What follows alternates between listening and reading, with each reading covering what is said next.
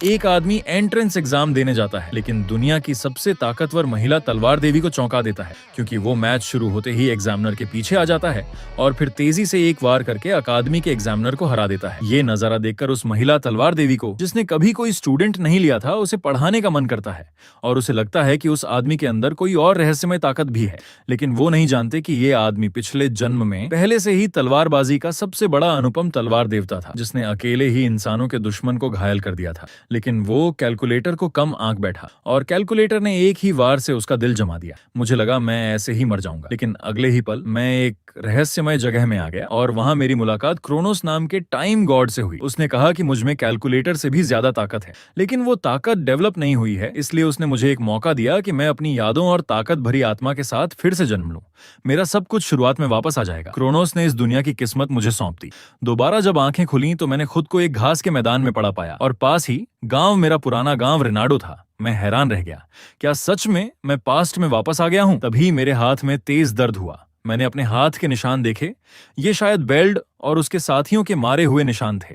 मैंने मन में ठान लिया कि ऐसा दोबारा नहीं होने दूंगा। फ्यूचर के 10वें साल में कैलकुलेटर अचानक इस दुनिया में आ गया। उसकी ताकत बहुत जबरदस्त थी, पूरी दुनिया में कोई उसका मुकाबला नहीं कर सकता था। हालांकि टाइम गॉड क्रोनोस ने कहा था कि मेरी ताकत उससे कहीं ज्यादा है, बस अभी वो जागी नहीं है। जब मैं पहले वापस जाकर कोई स्ट्रेटजी सोचने लगा, तभी मेरी मुलाकात हमेशा मुझे सताने वाले बेल्ट से हो गई। वो मुझे बहुत देर से ढूंढ रहे थे, लेकिन उन्हें लगा कि ये जंगल में मिल गया। उसने मेरी तरफ एक तलवार फेंकी। उसने कहा कि मुझे आज उसके साथ मुकाबला करना होगा, नहीं तो यहाँ से जाने नहीं देगा। मैंने उसकी तरफ ध्यान नहीं दिया। मैंने कहा, मेरे जख्म अभी पूरे नहीं हुए, जख्म ठीक हो जाने के बाद लड़ूंगा। बेल्ट ने कहा, चिंता मत कर, ये तलवारें प्रैक्टिस वाली हैं, इसलिए सेफ है। ये कहकर बेल्ट एक ही झटके में मेरी तरफ बढ़ा। बेल्ट ने तेजी से एक वार किया, लेकिन मैंने आसानी से उसे डॉज कर दिया। मैंने अनगिनत जंगें देखी थीं। बेल्ट की तलवार मेरी नजर में बहुत स्लो थी। ये देखकर वहां मौजूद सब हैरान रह गए, ये लड़का इतना फास्ट कैसे हो गया? मैं बेल्ट से दूरी बनाने के लिए पीछे हटा और जमीन से तलवार उठा ली। अगर ये शख्स सच में मार ही डालना चाहता है तो मैं इसे सबक सिखाने को तैयार हूं। मेरे तलवार उठाते ही बेल्ट फिर से झपट्टा मारा। मैंने फटाफट वार किया और उसकी तलवार ही उड़ा दी। बेल्ट को यह बहुत अजीब लगा। उसे लगा वो वार तो संयोग था। अगली ही सेकंड में मैंने खुशी से कहा, तुम डरो मत, क्योंकि प्रैक्टिस वाली तलवार से चोट नहीं लगती। ये कहकर मैंने बेल्ट पर एक तलवार मारी। हालांकि तलवार प्रैक्टिस वाली थी, फिर भी उसके कंधे पर निशान बना दिया। ये देख वो डर से घुटनों के बल गिर गया और हाथ से लगातार ब्लीड होते घाव को दबाने लगा। ये सब मुझे पता था, लेकिन ये अभी खत्म नहीं हुआ था। जब वो सन्न था, मैंने तलवार की धार उसके मुंह पर मारी। इसने उसके सामने के दांत तक उखाड़ दिए। बेल्ट अब तो डर के मारे कांप रहा था। वो बोला, तू इतना स्ट्रांग कैसे हो गया? तलवार उड़ाकर बेल्ट ने तुरंत अपने साथियों को बुलाया कि मिलकर मुझे मारें। उन्होंने ठान लिया कि ये अचानक काफी स्ट्रांग हो गया है, पीछे से अटैक करेंगे। देखते ही देखते कुछ लोगों ने मुझे घेर लिया। मैं हल्का सा हंसा, क्या तुम भी बेल्ट जैसा बनना चाहते हो? उन्हें मेरी बात समझ नहीं आ रही थी और उन्होंने एक साथ मुझ पर अटैक बोल दिया। मैंने सोचा, शुरू में तो इन्हें छोड़ने का सोचा था, लेकिन जब मौका दिया तो गंवा बैठे। 10 मिनट बाद मैंने उन सबको पूरी तरह से हरा दिया। पहले मैं इन लोगों से बहुत डरता था, लेकिन अब नए जन्म के साथ इन्हें आसानी से हरा पाया। अगर मैं सही से याद करूं तो ये लोग सालिया तलवार अखाड़े के थे और मेरा अंदाजा सही था, लेकिन उन्हें लगने लगा था कि वो खुद काफी स्ट्रांग हो गए हैं, इसलिए वो अब अखाड़े नहीं जा रहे थे। ये सुनकर मैं डिसअपॉइंटेड हो गया। इतनी सी ताकत से तुम्हें खुद को काफी लगता है कि उस अखाड़े से मुझे कोई खास मदद नहीं मिलेगी। हालांकि उस अखाड़े से एक चीज चाहिए। मैं वहां कभी गया नहीं, लेकिन मुझे याद है वहां सिर्फ रेफरल से ही एंट्री मिलती है। बेल्ट ने कहा, किसी और से पूछ लो, क्योंकि उसकी हार उसके गुरु को पता चलेगी तो उसे सजा जरूर मिलेगी। उसके कहने के जवाब में मैंने हल्का सा वार किया। कहा, बकवास बंद करो, जैसा मैं कह रहा हूं वैसा ही करो। ये वार करते ही बेल्ट के सामने एक पत्ता 2 हिस्सों में बांट गया। फिर बेल्ट तुरंत भागा। वो बोला, अखाड़ा इस तरफ है, मैं तुम्हें अभी ले चलता हूं। रास्ते में बेल्ट ने पूछा कि तुम अखाड़े क्यों जाना चाहते हो? तुम अब इतने स्ट्रांग हो कि वहां जाने की जरूरत नहीं। मैंने कहा, मुझे अखाड़े से अकादमी का रेफरल चाहिए, इसलिए जा रहा हूं। उसके साथी ने धीरे से कहा, अकादमी जाने की भी कोई जरूरत नहीं, तुम पहले से ही काफी स्ट्रांग हो। उसकी बात सुनकर मैं पुरानी बातें सोचने लगा। अगर ये सच में काफी होता तो मैं नहीं जाता, लेकिन ये काफी नहीं। दुनिया की स्ट्रांग सेना भी कैलकुलेटर के एक वार के आगे नहीं टिक सकी। जब उसने मेरी उस सीक्रेट पावर का इस्तेमाल करके उसे सीरियसली लिया तो मैं उसे कुछ भी नहीं कर पाया। मुझे नहीं पता कितना स्ट्रांग होना होगा उसे हराने में, लेकिन उस पल, हालांकि मैंने सिर्फ एक पल ही फील किया था, लेकिन मैंने उस डार्क पावर पर काबू पा लिया था। यही वजह थी कि मैं थोड़ी देर के लिए सबसे ताकतवर तलवार देवता बन गया था। तब मेरा ध्यान तलवारबाजी के गुरु ने दिखाई तलवार चलाने पर था। अगर मैं तलवार चलाने की तरह की तलवारबाजी सीख पाता तो शायद मेरी ताकत बदल जाती। हालांकि पिछले जन्म में डार्क पावर का इस्तेमाल करके तलवार देवता बनना बहुत थोड़े समय के लिए था। मेरी अपनी तलवार चलाने की महारत बहुत वीक थी, इसलिए मुझे लगता है कि यही वजह होगी कि टाइम गॉड क्रोनोस ने मुझे यहाँ भेजा है। कुछ देर बाद मैं अखाड़ा पहुंच गया। उसने अपने स्टूडेंट्स के बिहेवियर के लिए बहुत माफी मांगी। हालांकि मैं उन लोगों को अखाड़े से निकाल भी चुका था। वो अपने स्टूडेंट्स में ऐसा बिहेवियर बर्दाश्त नहीं करता। मैंने उसे सीधे अपना उद्देश्य बता दिया। सुना है यहाँ अकादमी के लिए रेफरल मिलता है, तो कृपया करके ये मदद करें। ये सुनकर उस महिला ने आहिस्ता से तलवार निकाली। हालांकि वो रेफरल करना चाहती थी, लेकिन उसके लिए मेरी काबिलियत परखना जरूरी था। उसने मुझे पहले अटैक करने को कहा। मैंने बिना देर किए उसकी बात मान ली। उसकी बात खत्म होते ही मैं तेजी से उसके पास पहुंचा। महज 3 सेकंड में ही हम एक दूसरे पर 1 दर्जन से ज्यादा वार कर चुके थे। अखाड़े के मालिक ने मन में सोचा, ये लड़का कुछ अजीब है। उसकी नजर में इस उम्र के लड़के की तलवारबाजी बहुत काम की थी, जैसे अनगिनत लड़ाइयां लड़ी हों। इसलिए पहले बेल्ट का उससे हारना भी सही था, क्योंकि वो रियली उसके बराबर नहीं थे। इसके अलावा उसे ये भी लगा कि तलवार चलाने का मेरा तरीका ज्यादातर खुद सीखा हुआ है। लेकिन बीच बीच में उसे अकादमी में पढ़ाई जाने वाली तलवारबाजी जैसा भी लगता था। ऐसा नहीं है किसी ने उसे तलवार चलाना सिखाया हो। आखिर में उसने ये मान लिया कि हालांकि मेरी तलवारबाजी कच्ची है, लेकिन तलवार सीखने की टैलेंट जरूर है। अखाड़े के मालिक होठों पर मुस्कान ले आए। लगता है ये हीरे का टुकड़ा है, मेरा इंतजार कर रहा है। अब उसने सोचा कि बहुत हो गया। हालांकि इसे खत्म करते हुए दुख हो रहा है, लेकिन अब निपटारा करते हैं। उसे नहीं पता था कि मैं उसकी चाल समझ चुका था, बस उसके काउंटर अटैक का इंतजार कर रहा था। अगले ही पल मैंने जोर लगाकर उसके हाथ से तलवार उड़ा दी। ये देख अखाड़े का मालिक हैरान रह गया। फिर चाहे वो कितने भी वार कर ले, मैं आसानी से सब रोकता रहा। उसे बड़ा अजीब लग रहा था कि मैं जरा भी पीछे क्यों नहीं हट रहा और उसके हर कदम पर बराबरी कर रहा हूं। वो तो बस मेरी महारत हल्के से परखना चाहती थी, लेकिन अब उसे फुल पावर लगानी पड़ रही थी। तभी अखाड़े के मालिक के मन में डर पैदा हो गया। ये सोचकर वो परेशान हो गई। उधर मैं तलवार चलाने की मुद्रा में आ चुका था और मेरे शरीर पर वो सीक्रेट पावर फैल रही थी। लगता है बिना एहसास ही मेरी ताकत जाग गई थी। जैसे ही अखाड़े का मालिक मेरी तरफ बढ़ा, मैंने तलवार चला दी। इससे हवा में कोई डार्क चीज घटती नजर आई। हालांकि अखाड़े के मालिक ने वो डार्क चीज नहीं देखी, लेकिन पीछे हट गई। उसे कुछ बुरा होने का एहसास हुआ। मैं बिना सोचे समझे ही ये सीक्रेट पावर इस्तेमाल कर बैठा था, इसलिए उसका पता ही नहीं चल रहा था। जब उसने अपनी तलवार नीचे की तो उसके चेहरे पर हैरानी के भाव आ गए, क्योंकि पता नहीं कब उसकी तलवार टूट चुकी थी। सबसे बुरी बात यह थी कि उसे पता ही न चला। मैंने उसके पिछले ही वार से उसकी लकड़ी की तलवार काट दी थी। अगर वो उस वक्त अटैक कर देती तो सिर उड़ सकता था। मैं भी उतना ही हैरान था कि मैंने पिछले जन्म वाली सीक्रेट पावर दोबारा इस्तेमाल कर ली। लेकिन अगले ही पल मेरा दिमाग शायद जाम हो गया और मैं उसके सामने घुटनों के बल गिर पड़ा। इससे मुझे एक बात समझ आई, मेरा अब का बॉडी इस पावर पर कंट्रोल नहीं कर सकता। मैंने मुश्किल से खुद को संभाला और कहा, मुझे कुछ नहीं हुआ। मैं सोच रहा था क्या उससे ये सीक्रेट पावर के बारे में कह दूं, क्योंकि वो मुझे बहुत स्ट्रांग लगी। लेकिन फिर सोचा कि भले ही वो सुन ले, शायद यकीन न करे और मैं खुद भी इस पर कंट्रोल नहीं कर सकता। मैं हल्का सा हंसा, बोला, मैं बस भूल गया। उसने सीरियसली मेरे हाथ की तलवार देखी, क्योंकि लॉजिकली ये बिल्कुल इम्पॉसिबल था। उसकी तलवार प्रैक्टिस वाली तलवार से कट गई थी और उसे यकीन था कि मैं ये भी जानता हूँ। उसका चेहरा इतना सीरियस देखकर मैं तुरंत अनजान बन गया। तुम्हें कुछ अजीब क्यों लग रहा है? उस महिला ने धीरे से आंखें बंद कर लीं। अगर वो कुछ नहीं बताना चाहता तो वो ज्यादा नहीं पूछेगी। फिर उसने मेरी तरफ मुड़कर कहा, तुमने कहा था अकादमी का रेफरल चाहिए। मैंने हाँ कहा। उसने कहा वो रेफरल दे सकती है, जिससे मैं रॉयल तलवारबाजी अकादमी में जा सकता हूँ, जो राज्य का बेस्ट इंस्टीट्यूट है। लेकिन उसने कहा कि वो मुझे वहां नहीं भेज सकती। इसकी वजह बहुत सिंपल थी कि मैं वहां के लिए सूटेबल नहीं था। ये सुनकर मैं बहुत मायूस हुआ। उसने सही कहा था कि अब मेरे लेवल का कोई वहां गौर नहीं करेगा। मुझे ताकत की कमी है, खास तौर पर तलवारबाजी के बारीकियों में। लेकिन मुझे उम्मीद नहीं थी कि वो फिर कुछ और कहेगी। उसने कहा, गलत मत समझना, मेरे हिसाब से तुम्हें वर्ल्ड यूनाइटेड अकादमी जाना चाहिए। ये सुनकर मेरे होश उड़ गए। ये महज राज्य का बेस्ट कॉलेज नहीं, बल्कि दुनिया का बेस्ट कॉलेज है। वहां से अनगिनत स्ट्रांग लोग निकले हैं और यहीं से तलवारबाजी के मास्टर्स भी निकले हैं। मैंने हैरानी से पूछा, क्या इस समय मेरी ताकत से मुझे वहां लिया जाएगा? उसने कहा, तुम खुद भी जानते होगे कि तुम्हारा बॉडी अभी तलवारबाज बनने योग्य नहीं है।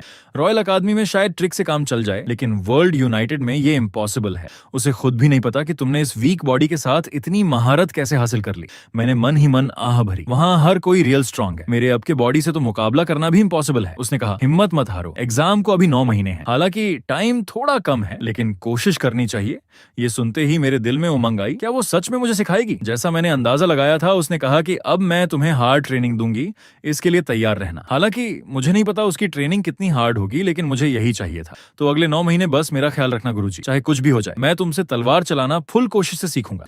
उसके बाद मैंने उसकी प्लान के मुताबिक ट्रेनिंग शुरू कर दी। ट्रेनिंग के अलावा मुझे अच्छी डाइट भी लेनी थी। उसने मेरे लिए ढेर सारा मांस लाया, साथ में कुछ कड़वी दवाइयां भी खानी पड़ती थी ताकि मेरा बॉडी और स्ट्रांग हो। लेकिन सबसे स्पेशल तो तलवार चलाना था। मन अडियो मबक के सबा चाह। उसके साथ तलवार चलाना सीखने में मेरा ज्यादातर टाइम बीतता था। 8 महीने बीत गए। अब मेरा बॉडी काफी स्ट्रांग हो चुका था। अब उसे भी लगता था कि उसके पास सिखाने के लिए कुछ बचा नहीं। उसने कहा, अब जाओ, भरोसा रखो, वर्ल्ड यूनाइटेड अकादमी जाओ। हालांकि अभी भी 1 महीना बचा था, लेकिन उसे लगता था कि मुझे नई जगह पर जल्दी जाकर माहौल समझ लेना चाहिए। जाने से पहले उसने मुझे ढेर सारे पैसे भी दिए। मैंने उससे पैसे लिए और कहा, उसकी मेहनत जरूर फल देगी। चलता हूँ अब वर्ल्ड यूनाइटेड अकादमी में एडमिशन के लिए। उसने कहा, तुम्हारा एग्जाम पास करने की दुआ करूंगी। पास होना तो लेटर जरूर लिखना। 20 दिनों की जर्नी के बाद मैं आखिरकार वर्ल्ड यूनाइटेड अकादमी पहुंच गया। पहली बार इतनी शानदार जगह आया था। अब कॉलेज एग्जाम के टिकट बांटना शुरू करेगा। यहाँ गिनती के टोटल एग्जामिनी थे, लेकिन पास होने वालों की संख्या सिर्फ 20 के करीब होती है। हालांकि किसी ने कहा सुना है, हर साल पास होने वालों की संख्या बदलती रहती है। किसी साल 50 ले तो किसी साल सिर्फ 1 ही लिया, कभी कभी तो सैकड़ों ले जाते हैं। ये सब हर साल डिफरेंट होता है। कुछ ही देर में एक रेड हेयर वाली औरत सबके सामने आ गई। उसने कहा, चलो अब काम शुरू करते हैं, एग्जाम के टिकट बांटे जाएंगे। सब लोग अपने सामने रखी क्वेश्चन पेपर उठा लो। कहते ही उसने उंगलियां चटकाई। उसकी आवाज के साथ ही एक गोल्डन लाइट ने सबको घेर लिया और सबके हाथ में एक पेपर दिखाई दिया। मेरे पेपर पर लिखा था, एग्जामिनी नंबर 513, तलवारबाजी कोर्स। वो औरत ऊंची आवाज में बोली, तुम में से कुछ लोगों को शायद ये देख सरप्राइज होगी कि इस पेपर पर सिर्फ तुम्हारा नंबर और तुम्हारा कोर्स ही लिखा है, लेकिन इसकी चिंता मत करो, हर साल ऐसा ही होता है। क्योंकि वर्ल्ड यूनाइटेड अकादमी तुम्हारी उम्र, जेंडर, नेशनैलिटी या कोई और वजह से कोई डिस्क्रिमिनेशन नहीं करती, इसलिए यहाँ पर तुम्हारा नाम भी कोई मायने नहीं रखता। एग्जाम पास करके पुल को पार करने का हक सिर्फ वही लोग कमाते हैं और ऐसा करने के बाद ही उनसे नाम पूछा जाता है। चाहे तो पास होने वाले कैंडिडेट्स खुद को कोई भी फेक नाम दे सकते हैं। ये सुनकर मुझे सरप्राइज हुआ। मैंने तो कभी कहा नहीं कि मैं तलवारबाजी कोर्स के लिए अप्लाई करना चाहता हूँ। फिर उन्हें कैसे पता चला? असल में वो औरत हमारे चेहरे देखकर कोर्स डिसाइड करती है। उसने कहा, अगर किसी से गलती हो गई हो तो हैंड उठाए। वो खुद घुटने टेककर माफी मांगेगी। लेकिन ये इतना अजीब था कि किसी का यकीन नहीं आ रहा था। सबको लग रहा था उनकी पहले से ही जासूसी की गई होगी या किसी ने माइंड रीडिंग वाला जादू इस्तेमाल किया होगा। थोड़ी देर इंतजार करने के बाद जब किसी ने हैंड नहीं उठाया तो उसने एग्जाम के बारे में बताना शुरू कर दिया। उसकी बात खत्म होते ही मेरे एग्जाम पेपर पर एक नंबर लिखा आया, तलवारबाजी कोर्स का एग्जाम पहले दिन सुबह 11 बजे होगी। मैंने मन ही मन गाली दी, पहले दिन ही मेरी बारी है, मैं तो थोड़ा रेस्ट करके हाथ ठीक करना चाहता था। उस महिला ने कहा, ये एक बार होने वाली प्रैक्टिकल एग्जाम है, जो भी लेट होगा उसकी बिना कुछ सोचे समझे कैंडिडेसी खत्म मानी जाएगी। वो कहती है टाइम बदलने की उनकी कोई पर्सनल बातें सुनने को तैयार नहीं करते। मैंने अपने हाथ पर हाथ फिराया। कितना अच्छा होता अगर मुझे जख्म ठीक करने के लिए कुछ दिन और मिल जाते। दरअसल रास्ते में मेरी मुलाकात एक बड़े मॉन्स्टर से हुई थी और उसी वक्त फिर से मेरी वो सीक्रेट पावर काम आई, जिससे मैंने उस बड़े मॉन्स्टर को सिर्फ एक ही बार में उड़ा दिया। उसके बाद मैंने बहुत देर तक रेस्ट किया था और इसीलिए कॉलेज के एग्जाम के लास्ट डे पहुंचा था। उस लड़ाई में मेरे हाथ में बहुत बुरी चोट लग गई थी। अब मैं जख्म लेकर ही एग्जाम दूंगा। जल्द ही एक स्टाफ मेंबर ने मुझे अखाड़े में एग्जाम देने बुला लिया। मैंने गहरी सांस ली। अब मुझे इतना डिप्रेस नहीं होना चाहिए। कम से कम मेरा बायां हाथ तो ठीक है और दायां भी कुछ हद तक चल सकता है। एग्जाम पास करने में कोई दिक्कत नहीं होनी चाहिए। इसलिए एग्जाम शुरू होते ही मुझे एग्जामिनर की कमजोरी का पता लगाकर फौरन उसे हरा देना है। उधर मेरे सामने एक एग्जामिनर से मुकाबला कर रहा था। एग्जामिनर ने झटपट झुककर नीचे वार किया और एक ही झटके में उस एग्जामिनी को उड़ा दिया। फेल एग्जामिनी ने अपना हथियार उठाया और वहां से चला गया। मेरे होठों पर मुस्कान आ गई। मुझे लगता है मैं बर्बाद हो जाऊंगा। मेरे हाथ में इतनी चोट है कि उस एग्जामिनर को जल्दी हराना इम्पॉसिबल है। एग्जामिनर ने एक एग्जामिनी को हराकर मुझसे कहा, अब तुम्हारी बारी है, टाइम मत बर्बाद करो। मैं धीरे धीरे अखाड़े में चढ़ा। दिल में कोई उम्मीद नहीं थी क्योंकि मेरे दाहिने हाथ में बहुत चोट थी। एग्जामिनर हाथ पीछे किए खड़ा था। बोला, पहले तुम अटैक करो, भले ही फुल पावर से करना। ये सुनकर मैंने तलवार पर जोर से पकड़ बढ़ा दी। भले ही वो न कहता, मैं कोशिश पूरी करता। यही मेरा एक मौका था। अगले ही पल मैं जोर से बढ़ा और मुझे याद आया कि गुरु ने पहले सिखाया था कि तलवार सिर्फ हाथ से नहीं चलानी चाहिए। मैं एग्जामिनर के पास पहुंच गया और उस पर वार कर दिया। हालांकि मैंने गुरु के कहे अनुसार किया था, लेकिन पहले जैसा नहीं लड़ पा रहा था। हाथ की चोट का इफेक्ट साफ दिख रहा था। अगर सिर्फ स्ट्रेंथ से ही आसानी से तलवार चल पाती तो कोई भी बॉडी बनाने की मशक्कत न करता। इधर एग्जामिनर को मेरी कमजोरी दिख गई और वो काउंटर अटैक करने लगा, लेकिन मैं उसे आसानी से हावी नहीं होने दूंगा। तभी मुझे कुछ अजीब लगा, क्योंकि एग्जामिनर की तलवार इतनी स्लो क्यों लग रही थी। अगर एग्जामिनर वीक होता तो वो यहाँ खड़ा ना होता। ये मतलब कि मेरी स्पीड बढ़ गई है। उसने एक वॉर किया और मैंने आसानी से उसे रोक लिया। मैंने एग्जामिनर और गुरु में डिफरेंस समझ लिया। एग्जामिनर में ताकत तो बहुत थी, लेकिन उसकी स्पीड और स्किल गुरु से बहुत कम था। अगर मैं उससे मिली तलवारबाजी के दम पर लड़ूं तो शायद ताकत की कमी पूरी कर सकता हूं। मैं एग्जामिनर के साथ कई सेकंड तक लड़ता रहा। हवा में हमारी तलवारों की टकराहट की आवाजें लगातार आ रही थीं। धीरे धीरे मुझे लगा कि मेरी स्पीड एग्जामिनर से तेज हो रही थी, और मैं सही था। उसकी चाल मुझसे कहीं स्लो थी। एग्जामिनर के चेहरे पर घबराहट आ गई। वो तड़पने लगा। उसका वो चेहरा देखकर मुझे खुशी हुई। वो उतना स्ट्रांग नहीं है जितना मैं समझ रहा था। मौका है उसे हराने का। जैसा गुरु ने पहले कहा था, उसे यकीन था कि मैं एग्जाम पास कर लूंगा। एक जोर की आवाज सुनाई पड़ी। हमारी तलवारें फिर टकराईं। इस बार मैं हावी रहा। मैंने कलाई घुमाकर उसकी तलवार उड़ा दी और अब टाइम था काउंटर अटैक करने का। मुझे पूरा कॉन्फिडेंस था कि इस एग्जामिनर को हरा सकता हूं। भले ही दायां हाथ न चले, फिर भी उसे हरा सकता हूं। लेकिन एग्जामिनर भी बहुत फास्ट था। उसने तुरंत तलवार वापस हाथ में लेकर 10 से ज्यादा काउंटर अटैक कर दिए। लेकिन अफसोस की बात यह थी कि मैं उसकी हर चाल साफ देख रहा था, इसलिए हर बार बच निकलता था। मतलब मैं एग्जामिनर की हर चाल पढ़ चुका था। अगले ही पल मैंने बाएं हाथ से जोर लगाया और बिना किसी नखरे के सीधा उसके बॉडी पर तलवार से वार करने की कोशिश की, लेकिन वो बच गया। इससे मुझे एक बात समझ आई, हम दोनों की ताकत का फर्क अभी भी बहुत था। एक हाथ से मैच जीतना उतना आसान नहीं था। भले ही हालत थोड़ी अजीब थी, लेकिन एग्जामिनर की हरकतें अब कच्ची होने लगी थीं। हालांकि थोड़ा रिस्क था, लेकिन शायद यही मौका था। फिर मैंने जानबूझकर एग्जामिनर के सामने एक कमजोरी दिखाई और वो मेरी चाल में आ गया। उस वक्त मैं बहुत घबरा रहा था, क्योंकि एग्जामिनर का वार मुझे झेलना था। इसमें जरा भी लापरवाही नहीं चाहिए थी। एग्जामिनर बिना कुछ सोचे झट से तलवार चला दी। उसे लगा ये वार करते ही मैच खत्म हो जाएगा, लेकिन मैं हल्का सा हंसा। आखिर तुम्हारी गलती मिल ही गई। तुमने इतनी जोर से तलवार घुमाई कि ये मेरे अटैक का बेस्ट मौका था। फिर मैंने बॉडी झुकाकर सारी ताकत पैरों में लगा दी और एक झटके में वहां से गायब हो गया। अगले ही पल मैं एग्जामिनर की पीठ पर आ खड़ा हुआ। उससे ज्यादा आसान कोई मौका नहीं हो सकता था। एग्जामिनर की आंखों में हैरानी थी। वो कभी सोच नहीं सकता था कि मेरी स्पीड इतनी फास्ट होगी। मैं भी उसे सोचने का मौका नहीं देता, बस अब मैच खत्म कर देता हूं। लेकिन जैसे ही मैं वॉर करने वाला था, किसी ने आवाज लगाकर रोक दिया। मैंने तुरंत हाथ खींच लिया, तलवार उसकी पीठ पर टिका दी। मैं ऊपर की तरफ देखने लगा। क्या अब मुझे जीत चुका घोषित कर दिया जाएगा? मैंने तो अभी एग्जामिनर को हराया भी नहीं है। ऊपर वाले ने कहा कि एग्जाम का टाइम खत्म हो चुका है, इसलिए ये मैच ड्रॉ रहा। ये सुनकर मैं हैरान रह गया। मैं तो टाइम भूल ही गया था। मुझे इस बात का बहुत मलाल था। ऐसा लग रहा था मैं गुरु की एक्सपेक्टेशंस पर खरा नहीं उतरा। दिल बहुत हारा हुआ था। तलवार हाथ में पकड़े बार बार छोड़ता और फिर पकड़ लेता। फिर मैं घूमकर अखाड़े से बाहर चला गया। मैंने पूरी कोशिश कर ली थी। अगर हाथ में चोट ना होती तो मैंने उसे पलक झपकते ही हरा दिया होता।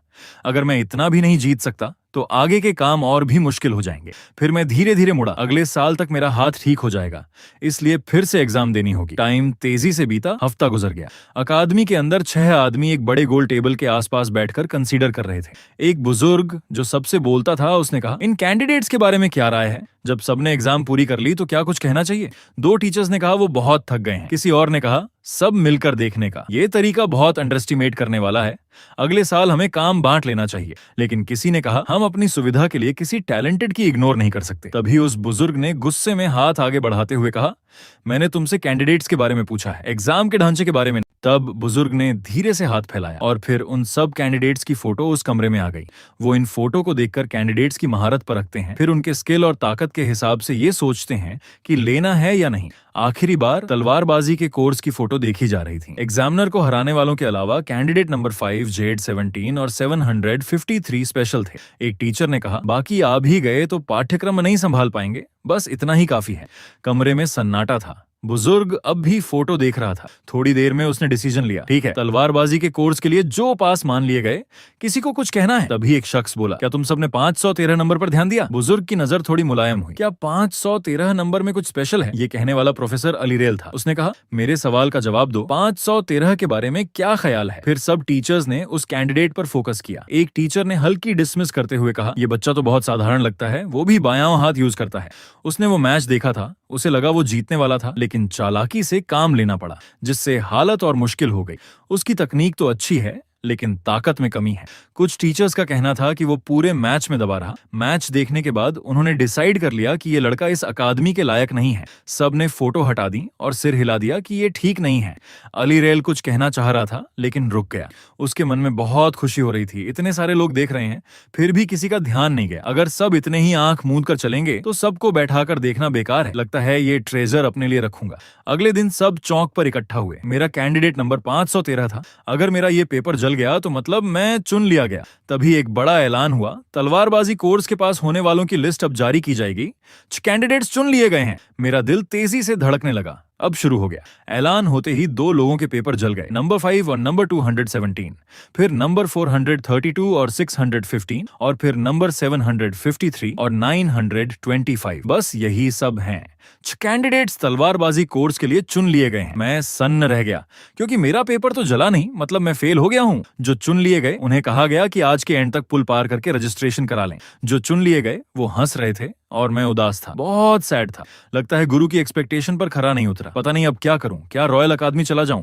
जब मैं भी बाकियों की तरह सैड हो रहा था तभी ऐलान में एक बात ने हमें रोक दिया। उसके बाद कहा गया, अब डिवाइन आई के जरिए स्पेशल सिलेक्शन। अगले ही पल मेरे पेपर पर ब्लू लाइट दौड़ गई। कैंडिडेट नंबर 513 चुन लिया गया है। मेरे चेहरे पर सरप्राइज के भाव थे। बस ऐसा ही नहीं, और सबको भी बड़ा अजीब लगा। इस साल डिवाइन आई से स्पेशल सिलेक्शन होगा। ये कब का नहीं हुआ था। मैं सोच में पड़ गया, क्या सच में मैं चुन लिया गया हूं? किसी ने डिसमिस करते हुए कहा, फिर से डिवाइन आई का स्पेशल सिलेक्शन। बहुत दिनों से नहीं देखा। मैं इस डिवाइन आई के सिलेक्शन के बारे में कुछ नहीं जानता, पहली बार सुन रहा हूं। लेकिन वो मुझे ऐसे देख रहे थे जैसे तिरस्कार कर रहे हों। ये तो पिछले दरवाजे से आया है, दुनिया का बेस्ट कॉलेज भी गिर गया है। ये सुनकर मुझे थोड़ा अजीब लगा। पता चला कि डिवाइन आई से स्पेशल सिलेक्शन का मतलब ही पिछले दरवाजे से आना होता है। मुझे तुरंत अपने गुरु के बारे में सोच आया। मेरे पीछे तो कोई रिश्ता नहीं है। हो सकता है गुरु के कनेक्शन इतने फैले हों कि उसकी मदद से मैं इस अकादमी में दाखिल हो पाया। लेकिन जिन्होंने मेरी डिसमिस कर रखी थी उन्हें एक बुजुर्ग ने टोक दिया। उसने कहा, तुम दोनों रुको, इस डिवाइन आई के स्पेशल सिलेक्शन के बारे में ऐसे मत बोलो। डिवाइन आई का सिलेक्शन उन लोगों के लिए एक सम्मान की बात है जिन्होंने 100 सालों में अनगिनत हीरोज को जन्म दिया है। तुम जैसे कुछ बच्चों को क्या पता। वो दोनों हंसने लगे। बड़े लोगों को सिलेक्शन से प्यार है, वो तो पिछली बातें हो गई। अब वो सब फेल हो गए ना। उन्हें पता है कि डिवाइन आई के सिलेक्शन को लोग सम्मान नहीं देते। हाल के सालों में इस तरह सिलेक्शन में आए लोगों के नाम लिए, एमी वाइट, बेला ऑलब्राइट, लिक मुलर और जैकब ब्लूमफील्ड। ये सब डिवाइन आई से चुनकर आए थे, लेकिन ये सब बुरी तरह फेल हो गए। ये तो हम जैसे एग्जामिनीज को भी पता है। इसलिए अब डिवाइन आई का सिलेक्शन मजाक बन गया है। पिछले दरवाजे से आना। एमी वाइट, वो तो पिछले जन्म में तलवार देवता के बराबर बन गया था। उन्होंने जिस बेला ऑलब्राइट का नाम लिया वो दुनिया की सबसे ताकतवर जादूगरनी थी। वो तीनों कैलकुलेटर से लड़ने में जान बचाने वाले थे। ये सुनकर मुझे हैरानी हुई कि वो भी चुनकर आए थे, मतलब अब मेरा नाम भी उनके साथ जुड़ जाएगा। ऐलान हुआ कि सबसे पहले 30 मिनट में एडमिशन की रस्म शुरू होगी। जिन्होंने कपड़े बदल लिए हैं वो मैं बिल्डिंग के सामने चौक पर आ जाएं। मैंने बाकी लड़कों की तरह कपड़े बदल लिए थे, लेकिन थोड़ी देर तक हम इंतजार करते रहे। हमें लगा जगह गलत हो गई। तभी एक टीचर हड़बड़ाते हुए हमारे पास आया। बोलता जा रहा था कि बहुत माफी, अरेंजमेंट में गड़बड़ी हो गई थी इसलिए देर हो गई। फिर उस टीचर ने हम सबको पीछे हटने को कहा ताकि वो सीढ़ी यहाँ रख सके। उसकी बात सुनकर सब 10 स्टेप्स पीछे हट गए और जमीन पर गोल्डन मैजिक देखा। उन्हें समझ नहीं आया कि ये टीचर क्या करना चाहता है। उसने धीरे से हाथ जमीन पर रखा और जैसे ही रखा जमीन पर से गोल्डन लाइट फैलने लगी और चौक के अंदर भी एक बड़ा मैजिक सर्किल बन गया। फिर एक गोल्डन सीढ़ी बनकर सामने की बिल्डिंग से जा लगी। सब इस नजारे को देखकर हैरान रह गए। कितनी बड़ी पावर है और ये मैजिक कितना डीप है। क्या ये है वर्ल्ड यूनाइटेड कॉलेज के मैजिक टीचर? बस एक पल में बिल्डिंग के दोनों तरफ गोल्डन सीढ़ियां बन गईं। इन लड़कों के मन में तारीफ के भाव थे। वो मैजिक टीचर हल्का सा हंसे। तुम लोग सीढ़ी पर चढ़कर अपनी मनपसंद जगह बैठ सकते हो। मैजिक टीचर ने सीढ़ी लगाने के बाद हमें ऊपर जाकर कहीं भी बैठने को कहा। सब उस बड़े मैजिक के बारे में तारीफ कर रहे थे। मैंने भी कोई जगह नहीं चुनी और खाली जगह देखकर बैठ गया। मुझे लगा वो लोग कॉलेज के क्वार्टर के सामने एडमिशन की रस्म करेंगे। कितनी वेस्ट है इस बड़े मैजिक को यूज करना। मेरे सामने किसी ने मन में सोचा, इतनी सारी जगह क्यों हैं?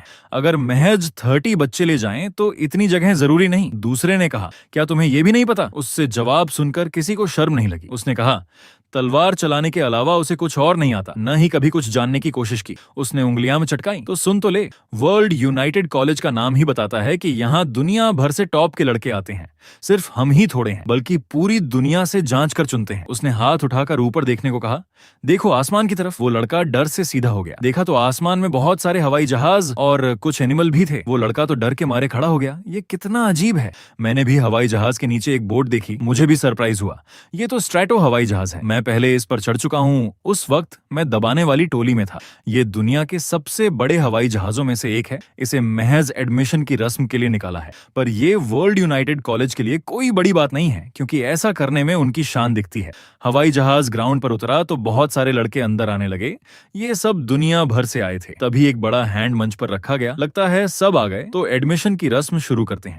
आधे घंटे के स्पीच के बाद मुझे नींद आने लगी। मुझे लगा भले ही ये दुनिया का बेस्ट कॉलेज है, यहाँ की रस्म भी उतनी ही बोरिंग है। तभी मेरे बगल वाला लड़का उठ खड़ा हुआ। अब हर कोर्स के मुख्य लड़के अपनी बात रखेंगे।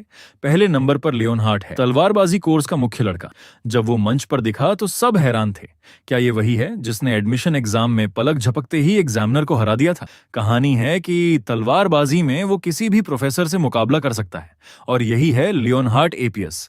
सच में तलवारबाजी का कोई टैलेंटेड लड़का है। मैं भी उसे ध्यान से देख रहा था। ये लड़का बड़ा सुंदर है, हालांकि मैंने पिछले जन्म में उसकी कोई बड़ी उपलब्धि नहीं सुनी है। लियोन ने पहले टीचर्स को नमस्कार किया, फिर पूछा कि क्या वो जो चाहे बोल सकता है। टीचर्स ने हाँ कर दी तो उसने बात शुरू कर दी। उसकी पहली ही बात सबको सरप्राइज कर गई। उसने कहा कि मुझे कॉलेज में एक कंप्लेंट करनी है। उससे पहले मैं उन सब लड़कों को नमस्कार करूंगा जो सही तरीके से चुनकर आए हैं। आप सबके साथ इस कॉलेज में चुना जाना मेरे लिए गर्व की बात है। आप सब मिलकर मेहनत करें ताकि हम दुनिया के लिए कुछ मायने रखने वाला काम करके निकलें। सबको ये बात बहुत साधारण लगी। उनकी बात में जान ही नहीं थी, बल्कि उसकी कंप्लेंट की तरफ सबका ध्यान था। भले ही नीचे खुशी के नारे नहीं थे, लेकिन लियोन को इससे फर्क नहीं पड़ता। उसने कहा कि मैं वो दिन देखना चाहता हूं जब हम हाई लेवल की सोच रखते हुए हैंड मिलाकर आगे बढ़ेंगे, इस ब्यूटीफुल कॉलेज के लड़के होने के नाते। फिर उसने मोर्चा बदलते हुए सीधे पीछे बैठे अलीरेल की तरफ देखा, लेकिन बदकिस्मती से हम में से एक को वहां नहीं होना चाहिए। मेरा मतलब है वहां बैठे डिवाइन आई वाले प्रोफेसर अलीरेल नहीं। प्रोफेसर अलीरेल ने सोचा भी नहीं था कि वो सीधा उसी पर निशाना साधेगा। ये नासमझ बच्चा कुछ भी बोल रहा है,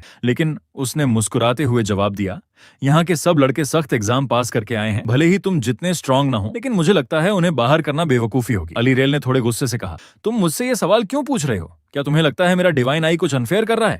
लियोन तो बस अलीरेल के इसी सवाल का इंतजार कर रहा था। उसने कहा, मेरा मतलब उन लड़कों से नहीं है जो सही एग्जाम पास करके आए हैं। लियोन कह रहा था कि जिसे प्रोफेसर अलीरेल ने पिछले दरवाजे से घुसाया है, यानी तुम्हारा वो डिवाइन आई का स्पेशल सिलेक्शन। लियोन की बात सुनकर अलीरेल के चेहरे पर गुस्सा नहीं आया, बल्कि हंसी आ गई। ये नासमझ बच्चा सच में मौत से नहीं डरता। उसे पता नहीं ये उसकी शेखी है या कॉन्फिडेंस। फिर लियोन ने बड़ा हाथ हिलाते हुए गुस्से से कहा, वो स्पेशल सिलेक्शन वाला सामने खड़ा हो। अपना यूनिफॉर्म वापस करके कॉलेज से निकल जा, क्योंकि तू यहाँ बैठने लायक नहीं है। हालांकि वहां से कोई नहीं उठा। मुश्किल से हम 30 के अलावा बाकी करीब 200 लड़कों ने तुम्हें देखा तक नहीं है।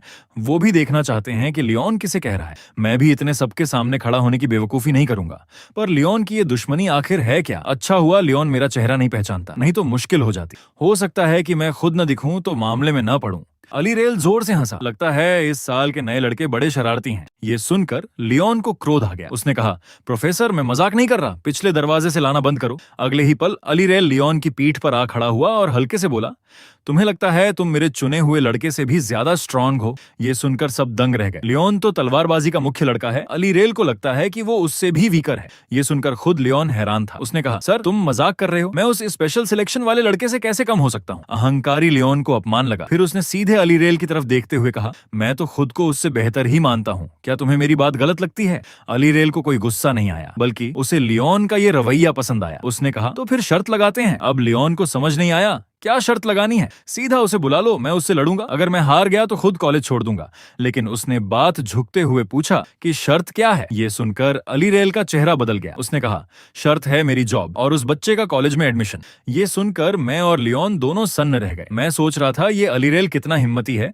हालांकि वो बहुत रिस्क ले रहा है। अब मेरे हाथ में चोट है, मैं उससे नहीं लड़ सकता। क्या अलीरेल को यह नजर नहीं आ रहा? लियोन ने अपना सवाल पूछा, क्या तुम मुझे उस स्पेशल सिलेक्शन वाले लड़के से लड़वाने वाले हो? अलीरेल ने कहा, मैं इतना गंवार नहीं हूं कि तुम दोनों को लड़वा दूं, क्योंकि अगर वो फुल पावर लगा दे तो तुम्हारी जान भी जा सकती है। एक टीचर की हैसियत से मैं कभी अपने लड़कों की जान को डेंजर में नहीं डाल सकता। लियोन ने हल्का सा हंसते हुए कहा, क्या आप मुझे चिढ़ा रहे हैं? अगर ऐसा है तो मैं ये चैलेंज कबूल करता हूं, चाहे मौत ही सामने क्यों ना आए।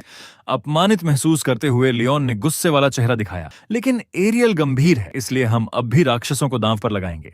ये ज्यादा सेफ रहेगा। इसके अलावा एरियल ये भी जानता है कि लियोन को राक्षसों से निपटने में महारत है।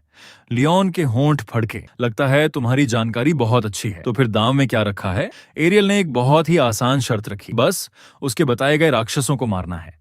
ये प्रतियोगिता कई चरणों में होगी। हर चरण में राक्षस और भी शक्तिशाली होता जाएगा। जो पहले अपने राक्षस को नहीं मार पाएगा वो हार जाएगा। अगर वो हार गया तो मैं प्रोफेसर का पद छोड़ दूंगा और सभी स्पेशल एडमिट वाले छात्रों को निकाल दिया जाएगा। मैंने एक गहरी सांस ली। ये सच में बहुत मुश्किल है। मैं तो बस अच्छे से तलवार चलाना सीखना चाहता हूँ। अगर लियोन हार गया तो सब कुछ एरियल के कहने के मुताबिक होगा। एरियल चैलेंजिंग अंदाज में लियोन के सामने आया। बस बता, हाँ करता है या नहीं? हालांकि लियोन को अपनी ताकत पर पूरा भरोसा था, फिर भी उसे पहले ये जानना था कि टारगेट क्या है। लियोन में एक बहुत अच्छी खूबी है, वो ये कि वो अंधाधुंध आत्मविश्वास नहीं रखता।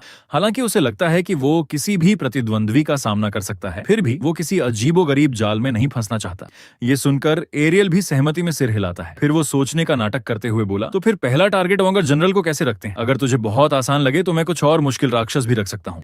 ये सुनते ही नीचे बैठे सभी छात्रों में हलचल मच गई। ये ओनेगर जनरल, उन जैसे लोगों का मुकाबला कैसे हो सकता है? पता नहीं, उस समय मैं बहुत उलझन में था। उसने खास तौर पर ओंगर जनरल को ही क्यों चुना? क्या वाकई इसमें कोई चाल है जैसा लियोन कह रहा था? लियोन ने मेज पर मुक्का मारा। एरियल प्रोफेसर, मैं आपका बहुत सम्मान करता हूँ, लेकिन क्या आप मजाक कर रहे हैं? उसने गुस्से से कहा। एक ओंगर जनरल, वो कोई ऐसा राक्षस नहीं है जिसे कोई अकेले मार सके। इस पर एरियल ने कहा कि वो उसे तुरंत ओंगर जनरल मारने को नहीं कह रहा है। वो टाइम लिमिट पूरे 1 साल की रखेगा, ये ठीक रहेगा ना? फिर भी लियोन को ये ठीक नहीं लगा। उसने कहा, अगर कोई सिर्फ 1 साल की ट्रेनिंग के बाद अकेले ही डिजास्टर लेवल के राक्षस को मार सकता है तो लोगों को इतना कष्ट नहीं उठाना पड़ता। आप कोई रियल टारगेट रखिए, ये काम कोई नहीं कर सकता।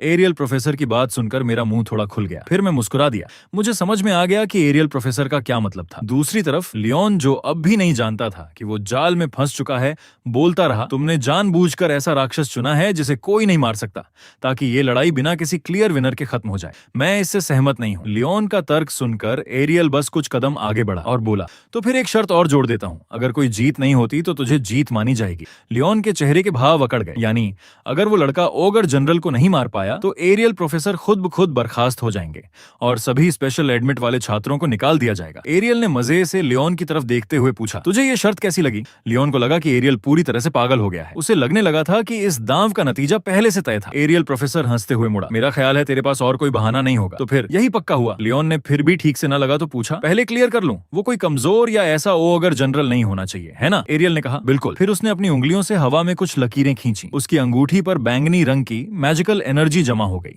वो कॉन्ट्रैक्ट पेपर बना रही थी। एक पंखों वाली कलम हवा में लगातार कॉन्ट्रैक्ट की शर्तें लिखती रही। जल्द ही कॉन्ट्रैक्ट पेपर तैयार होकर लियोन के सामने रख दिया गया। एरियल प्रोफेसर ने सभी बातें मैजिकल कॉन्ट्रैक्ट में लिख दी थीं। अगर लियोन को कोई समस्या नहीं लगती तो वो अभी साइन कर सकता था। लियोन ने बहुत ध्यान से कॉन्ट्रैक्ट की शर्तें पढ़ी। वो बिल्कुल सही थीं। फिर उसने कलम उठाई और किताब में अपना नाम लिखा। उसने ये मुकाबला स्वीकार कर लिया। नाम लिखने के बाद लियोन को लगा कि उसकी जीत पक्की है। फिर भी उसने एरियल से पूछा, क्या तुम्हें सच में लगता है कि वो लड़का जीत सकता है? एरियल ने कहा कि उसे नहीं पता। ये इस बात पर निर्भर करता है कि वो कितनी मेहनत करता है।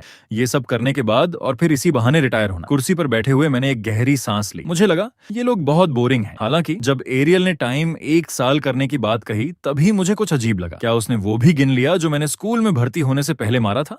बस तभी एरियल की नजर से मेरी नजर मिल गई। इससे मेरा दिल जोर से धड़का। उसकी नजर से मैं शायद सही समझ गया था। तो ये दांव शुरू से ही तय था। एरियल ने मुझे चुप रहने का इशारा किया। उसकी नजरों में कितनी शरारत थी। सोचा नहीं था कि वो इतना चालाक है। एरियल प्रोफेसर और लियोन के बीच दांव तय होने के बाद मेरी पहली क्लास शुरू हुई, जिसका नाम था मैजिक की क्लास। तब मैजिक के टीचर ने धीरे से कहना शुरू किया। शायद किसी को हैरानी होगी, पहले ही दिन पढ़ाई शुरू हो जाएगी, लेकिन इस स्कूल के छात्रों को हमेशा याद रखना चाहिए कि एक दिन भी वेस्ट नहीं करना है। फिर उन्होंने मैजिक के सबसे बेसिक पार्ट के बारे में समझाना शुरू किया कि मैजिक का इस्तेमाल कैसे करें। हमारे अंदर एक अनदेखी एनर्जी होती है जिसे ईथर कहते हैं। अपने अंदर के मैजिकल सर्किट को चलाकर हम मैजिक कर सकते हैं। उस समय मैं सबसे आखिरी सीट पर बैठा था। मुझे पहले इस बात की चिंता थी कि पढ़ाई में पीछे न रह जाऊं, लेकिन अब तक तो ठीक लग रहा है। ये बात मैं ट्रेनिंग कैंप में भी सुन चुका था। मैंने आंखें थोड़ी नीचे की।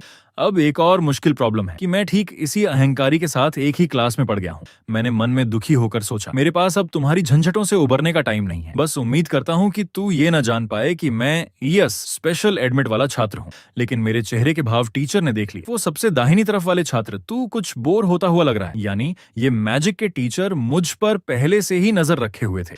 अभी क्लास शुरू हुए 5 मिनट भी नहीं हुए और तू इधर उधर देखने लगा। तेरी हिम्मत कैसे हुई? मुझे लगा नहीं था कि वो मुझे ऐसे पकड़ लेंगे। मैं तो क्लास की आखिरी पंक्ति में बैठा था।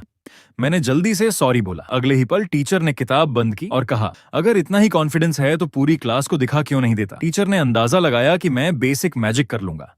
लेकिन जब टीचर आगे कुछ कहने लगे तो मैंने उन्हें टोक दिया, टीचर मुझे माफ करें, हम तलवार चलाना सीखने आए हैं। मुझे लगता है अगर मैजिक नहीं आता तो भी कोई बात नहीं। टीचर ने ठंडी हंसी हंसकर कहा, भले ही रियल फाइट में तू केवल तलवार ही यूज कर सके, फिर भी मैजिक की बेसिक बातें जाननी ही होंगी ताकि मैजिक करने वालों के साथ मिलकर लड़ सके। तुझे कम से कम बेसिक मैजिक तो सीखना ही पड़ेगा और उसे यूज करने का एहसास भी करना होगा। ये सुनकर मुझे थोड़ा डर लगा। उनकी बातें बिल्कुल ट्रेनिंग कैंप के टीचर जैसी थीं। तो क्या जो मंत्र वो हमें याद कराएंगे वो भी वही होंगे? अगले ही पल मैंने उनकी बात काटते हुए कहा, क्या हमें ईथर बुलेट वाला मंत्र सीखना है? मैजिक के टीचर के चेहरे के भाव थोड़े अजीब हुए। क्या तू ये जानता है? तो क्या तू ईथर बुलेट यूज कर सकता है? सच में सोचता हूँ उस नर्क जैसे ट्रेनिंग कैंप का टाइम वेस्ट नहीं गया। टीचर ने सोचा ये अच्छा मौका है, उससे एक मुकाबला करवाया जाए। लियोन, तू भी ईथर बुलेट का प्रैक्टिस करता है ना? तब लियोन धीरे से खड़ा हुआ। हाँ टीचर, मैंने भी ईथर बुलेट का प्रैक्टिस किया है।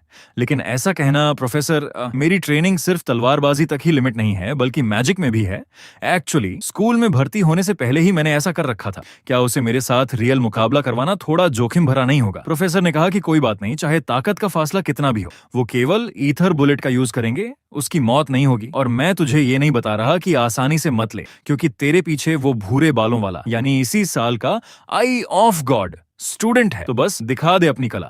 ये सुनकर सबने मुड़कर देखा। उस यस स्टूडेंट को देखने को उत्सुक थे। इससे मुझे कुछ बुरा लगा, जैसे कोई बेहद मुश्किल सिचुएशन आ गई हो। पता नहीं सब मेरे खिलाफ हो जाएंगे। उस बूढ़े कमीने ने सब कुछ बता दिया। टीचर भी उस समय मुझे गिड़गिड़ाती नजरों से देख रहा था, जैसे कह रहा हो, देखता हूं तू कितना ताकतवर है जो मेरी क्लास में ध्यान नहीं देता। फिर लियोन धीरे से खड़ा हुआ और बोला, तो फिर मुझे इसे अच्छे से सबक सिखाना पड़ेगा। लियोन ने मुंह घुमाया, उसकी नजरों में गुस्सा भरा था। मैं दिखा दूंगा कि ये स्कूल कैसी जगह है। मुझे सच में समझ नहीं आता कि लियोन मुझसे इतनी दुश्मनी क्यों रखता है। तू अपना जीनियस बन, मैं अपना स्पेशल एडमिट वाला बनूं, क्या दिक्कत है? बिल्कुल एक दूसरे के रास्ते में नहीं आते। मेरे चेहरे पर हाई लॉकी के पसीने आ गए। पता नहीं ये लियोन मुझे कब तक परेशान करेगा। थोड़ी देर बाद मैं और लियोन दोनों क्लास के स्टेज पर आ गए। टीचर ने कहा कि जब वो सिग्नल दे तो अपने प्रतिद्वंद्वी पर ईथर बुलेट छोड़ना। एक्चुअली मेरे मन में थोड़ा सहमा हुआ था। मैंने तो ट्रेनिंग कैंप में कुछ ही दिन मैजिक सीखा था। उन्होंने कहा भले ही मेरी मौत ना हो, लेकिन लगता है बिना चोटिल हुए बच निकलना मुमकिन नहीं है।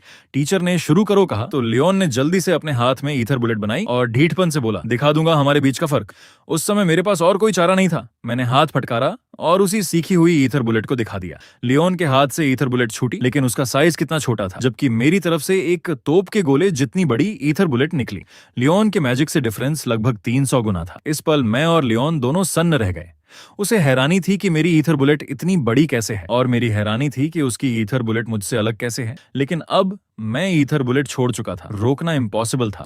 उस समय लियोन तो डर के मारे ही बेहाल हो गया था। इतनी ताकत वाली ईथर बुलेट अगर उसे लगती तो उसकी मौत पक्की थी। बस अब टीचर ने तेजी से हाथ उठाया। उनके हाथ पर एक सुनहरा मैजिक उभरा और इस मैजिक से एक ढाल बन गई जिसने ईथर बुलेट को रोक दिया। इससे लियोन की जान बची। टीचर के मन में बहुत आश्चर्य था। सच में बड़ा खतरे वाला मामला था, पर वह इतनी बड़ी ईथर बुलेट कैसे बना सकता है? लेकिन उनके समझने से पहले ही जो ढाल उन्होंने बनाई थी उसमें दरारें पड़ने लगी। अगले ही पल पूरी ढाल फट गई और भारी धमाके के साथ उन दोनों को उछाल दिया। उस तेज लहर ने सबकी आंखें खोलना मुश्किल कर दिया। लियोन का बॉडी पीछे की ओर उछलता गया। उसे बहुत जोर का धक्का लगा। टीचर तुरंत दौड़कर वहां गए और पूछा, तू ठीक है? पास जाकर देखा तो लियोन का बॉडी कांप रहा था। फिर उसने मुश्किल से उठते हुए कहा कि उसे कुछ नहीं हुआ, लेकिन टीचर के सेफ्टी ढाल के कारण ही वो बच पाया।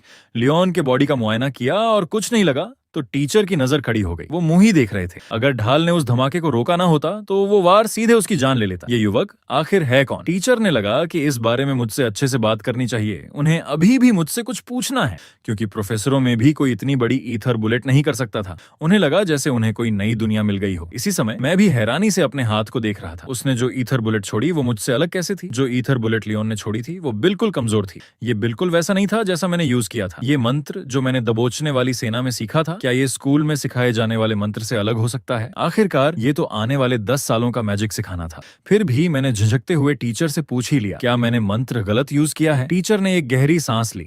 तूने जो मंत्र अभी यूज किया वो बिल्कुल ईथर बुलेट ही था। इसमें कोई गलती नहीं हो सकती। लेकिन तेरी ईथर बुलेट की क्वालिटी अलग है। तूने जो दिखाया वो बिल्कुल साधारण ईथर बुलेट नहीं थी। टीचर के नॉलेज के अनुसार ये एक तरह की सुपर कंप्रेस्ड ईथर बुलेट होनी चाहिए। ये बात सुनकर सारे छात्र सन्न रह गए। उन्होंने कभी सुपर कंप्रेस्ड मैजिक का नाम भी नहीं सुना था। फिर टीचर ने मेरे मैजिक को हूबहू दोहराने की कोशिश की, लेकिन जो उन्होंने बनाया वो मुझसे बहुत छोटा था। ये एक ऐसी ताकत थी जिसे उनकी प्रोफेसर वाली हैसियत भी मुश्किल से से हैंडल कर सकती थी।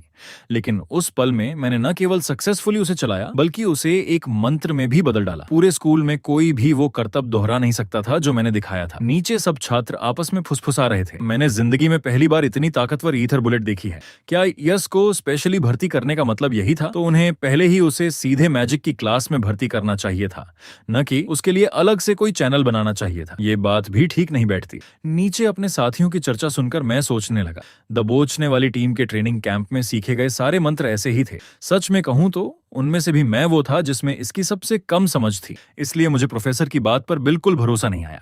प्रोफेसर, क्या आप मजाक कर रहे हैं? बस सही प्रैक्टिस से कोई भी व्यक्ति ऐसा कुछ कर सकता है। ये सुनकर प्रोफेसर जोर से हंसने लगे। इससे मुझे और आश्चर्य हुआ। क्या मैंने कुछ गलत कहा? प्रोफेसर और भी जोर से हंसने लगे। तू तो सच में जीनियस है। मुझे लगता तलवार सीखना तो वेस्ट होगा। ये बात अचानक सुनकर मैं थोड़ा घबरा गया। इतना भी बढ़ा चढ़ा नहीं था ना। प्रोफेसर एक झटके में मेरे पास आकर खड़े हो गए। तू सीधा मैजिक डिपार्टमेंट में चला जा, मेरा निजी शिष्य बन जा। मैं तेरी गारंटी दूंगा और आगे से तेरी मैजिक की पढ़ाई मैं खुद कराऊंगा। मुझे लगता है तलवारबाजी की तुलना में तुझमें मैजिक की बेहतरीन समझ है। मैंने सीधा ही प्रोफेसर का ये प्रस्ताव ठुकरा दिया। कोई बात नहीं, मुझे अब भी तलवार ही सीखनी है। लोग मुझे पहले ही कह चुके हैं कि मुझमें मैजिक की अच्छी समझ नहीं है। प्रोफेसर ने मेरा इनकार करने पर कोई ध्यान नहीं दिया। जिन लोगों ने ये कहा वो बस बेसमझ हैं। तू तो कंप्रेशन तकनीक में महारत हासिल कर चुका है और इतनी छोटी उम्र में सुपर कंप्रेस्ड ईथर बुलेट का मंत्र बना दिया। स्कूल के स्टैंडर्ड के हिसाब से देखा जाए तो तू अनुपम जीनियस है। मैं इसकी गारंटी खुद देता हूँ। हालांकि प्रोफेसर को नहीं पता कि कौन बेवकूफ था जिसने कहा कि तुझमें मैजिक की समझ नहीं है, लेकिन बिल्कुल क्लियर है कि वो लोग कुछ नहीं जानते। ग्रे, क्या तू सच में मैजिक की पढ़ाई नहीं करना चाहता? प्रोफेसर द्वारा कहे गए शब्दों से नीचे की भीड़ में हलचल मच गई। एक प्रोफेसर जो कम ही किसी की तारीफ करते हैं इतनी सारी बातें कह रहे हैं, ये बड़ी हैरानी वाली बात थी। प्रोफेसर ने उंगली उठाकर कहा, अगर तूने मैजिक नहीं सीखा तो ये दुनिया का सबसे बड़ा नुकसान होगा। मैं तो यहाँ तक कह सकता हूँ कि मैजिक के साथ ये बहुत बड़ा क्राइम हो। मैजिक के प्रोफेसर को उम्मीद थी कि मैं मैजिक की पढ़ाई में आ जाऊं। अगर मैं नहीं आया तो ये मैजिक की दुनिया का नुकसान होगा। मैं हंसते हुए बोला, प्रोफेसर इतना बढ़ा चढ़ा मत बोलिए। तभी मुझे अचानक एक बात याद आई। प्रोफेसर ने अभी ईथर कंप्रेशन तकनीक का जिक्र किया था। मुझे लगता है ये नाम मैंने पहले कहीं सुना था। मेरी यादें पुरानी हो गईं। किसी ने मुझसे कहा था, तुम ओडी यानी ओवरड्राइव के बारे में नहीं जानते, इसलिए बेहतर तरीके से मैजिक कर पाना बहुत मुश्किल है। इसलिए अपने अंदर के ईथर को दबाकर रखना चाहिए और फिर केवल उन हिस्सों को इकट्ठा करने की कोशिश करनी चाहिए जिनमें ओडी गलती से मिल जाए। उस दौर में पढ़ाने वाले टीचर ने ऐसा ही एक वाक्य कहा था। अब सोचने पर बड़ी हास्यास्पद लगती है वो बात। तो फिर मैंने पूछा, प्रोफेसर क्या आपने कभी ओडी के बारे में सुना है? प्रोफेसर ने अनजान बनते हुए कहा, ओडी क्या चीज है? प्रोफेसर की रिएक्शन देखकर मैंने एक बात पक्की कर ली, इस समय दुनिया को अभी ओडी के बारे में पता नहीं है। अगर ऐसा है तो मैंने पहले जो कुछ दबोचने वाली सेना में सीखा था वो सब भविष्य के समय की बातें निकली। दुनिया ने अभी तक इन चीजों को डिस्कवर नहीं किया था। मुझे बहुत सोच समझकर बताने वाला व्यक्ति चुनना होगा, वरना बड़ी गड़बड़ हो जाएगी। प्रोफेसर उत्सुकता से पूछ रहे थे, क्या तू सच में मैजिक की पढ़ाई में नहीं आना चाहता? प्रोफेसर के प्रपोजल पर मुझे बहुत दुख हुआ। मुझे तलवारबाजी ज्यादा पसंद है। आपके बुलावे का तो शुक्रिया, लेकिन डर है मैं ये बात ठुकरा दूंगा। प्रोफेसर ने हाई लॉकी के साथ कहा, जब तूने मन बना लिया तो लगता है अब कोई उपाय नहीं। लेकिन प्रोफेसर ने हार नहीं मानी। अगर कभी मेरा मन बदले तो कभी भी आकर उनसे मिल सकता हूँ, किसी भी टाइम। मैंने सिर खुजाते हुए बहुत शर्मिंदगी महसूस की। बहुत शुक्रिया आपके प्रपोजल के लिए। फिर प्रोफेसर ने कहा कि मैं अपनी जगह पर वापस जाऊं। अगर क्लास में कहीं और देखूं तो वो मुझे डांटेगा नहीं, और अगर मुझे उनकी क्लास बोरिंग लगे तो कभी भी जा सकता हूं। उन्हें कोई एतराज नहीं होगा, क्योंकि उन्हें लगता है कि ये फाउंडेशन कोर्स मेरे लिए बिल्कुल वेस्ट है। नीचे छात्र चर्चा करने लगे, ये आदमी बहुत जोरदार है। मुझे यकीन नहीं होता कि कार्लोस प्रोफेसर इतना उसकी इज्जत कर रहे हैं। आज तो सबने खूब नजारा देख लिया। मुझे जाते हुए देखकर लियोन 2 कदम आगे बढ़ा। उस समय उसका दिल बहुत तेज धड़क रहा था। उसके दिल में एक कली खिली। अब उसे घमंडी बनने वाला लियोन ग्रे को पूजने लगा था। इससे मेरे हाथ पैर ठंडे पड़ गए। कहीं ऐसा ना हो कि ये मुझसे चिपक ही जाए। क्लास खत्म होने के बाद मुझे एरियल प्रोफेसर की चिट्ठी मिली, आज स्कूल के बाद मेरे ऑफिस में आना। ये मेरे लिए थोड़ा अनप्रेडिक्टेबल था। क्या कार्लोस प्रोफेसर ने कोई चाल चली है एरियल प्रोफेसर को मुझे मैजिक डिपार्टमेंट में डालने के लिए मनाने के लिए? जल्द ही मैं एरियल प्रोफेसर के दरवाजे पर पहुंच गया। दुआ है कि ऐसा ना हो जैसा मैं सोच रहा हूँ। मैंने दरवाजा खटखटाया, देखा तो ये दरवाजा बिना ताले का था। थोड़ी देर तक आवाज ना आई तो मैं अकेले ही अंदर घुस गया। मैंने कहा, बेअदबी के लिए माफ करना। लेकिन अगले ही पल एक तलवार मेरी तरफ उछली। उसे पाकर मैंने लगभग बिना सोचे ही अपनी कमर से तलवार निकाल ली। फिर हाथ घुमाकर उसने मुझ पर हमला किए हुए व्यक्ति का हथियार उड़ा दिया। पूरी एक्टिविटी ऐसे ही चल पड़ी जैसे पानी बह रहा हो। एक लड़की हैरान थी, शायद इस बात पर कि इतनी जल्दी मैं कैसे ऐसी रिएक्शन दे सकता हूँ। उसे नहीं पता था कि एक्चुअली मेरा बॉडी अपने आप ही ऐसी रिएक्शन दे रहा था। लेकिन ये आखिर है क्या? मैं अंदर आते ही हमले की चपेट में आ गया। बस तभी मेरी आंखें फैल गईं। ये लड़की मुझे इतनी जानी पहचानी क्यों लग रही है? ऐसा लगता है कहीं देखा है। लड़की ने धीरे से घूमकर देखा। उसके बाल नीले थे, आंखें सुनहरी, चेहरा बहुत प्यारा था। पास में ही बैठे एरियल ने हंसते हुए कहा, तू तो काफी चालाक है, लगता है मेरी निगाहें सही रहीं, तुझे स्कूल में भर्ती करना सही डिसीजन था। उसके पास ही दो गुरु खड़े थे, उन्हें यकीन नहीं हो रहा था कि मेरी रिएक्शन इतनी तेज हो सकती है। बेला, तूने कहीं आसानी से तो नहीं छोड़ा? तेरे गुरु ने तुझे ऐसा कहा था ना कि थोड़ी कम ताकत लगाने को। तेरी चाल तो बिल्कुल दोष रहित थी, लेकिन तेरी तलवार इतनी आसानी से उड़ गई, ये बहुत अजीब है। ये वही था जिसने मुझे मैजिक की क्लास पढ़ाई थी। एरियल उनकी बातों में बिल्कुल नहीं पड़ा। तुम दोनों सच कह रहे हो, ऐसी बातें कह रहे हो। अगर तुम ये भी नहीं देख सकते कि उसने कुछ बख्शा है या नहीं, तो प्रोफेसर का ओहदा छोड़कर क्यों नहीं देते? वो आदमी बस हंसा, बस मजाक था। एरियल, इतना सीरियस क्यों हो रहे हो? फिर हंसते हुए उस व्यक्ति ने अपने हाथ के गोल्ड कॉइन एरियल को दे दिए। मुझे अपने सामने उनका जुआ खेलते देख मैंने धीरे से तलवार म्यान में रखी। ये बड़ा ही घृणित लग रहा था। फिर मैंने बोलना शुरू किया, तुम लोग मुझ पर सट्टा तो नहीं लगा रहे थे? एरियल ने इस बात से इनकार नहीं किया। हम अभी सच में शर्त लगा रहे थे कि तू बेला के सडन अटैक को झेल पाएगा या नहीं। तेरी बदौलत मैंने बहुत सारे कॉइन जीते। फिर उसने अपना अंगूठा दिखाकर मुझे एक कॉइन उछाल कर दिया। ये तेरा हिस्सा है। ये देखकर मेरे मन की सारी अनहैप्पीनेस गायब हो गई। ये एक कॉइन मेरे 1 साल के खर्च के बराबर था। वहां मौजूद गुरु में से एक ने मेरा हाथ देखते हुए कहना शुरू किया, बिल्कुल वैसे ही जैसा एरियल ने कहा था। इस छोटी सी टक्कर से पता चलता है कि ऐसा लग रहा है उसने जानबूझकर अपने चलने वाले हाथ का यूज नहीं किया।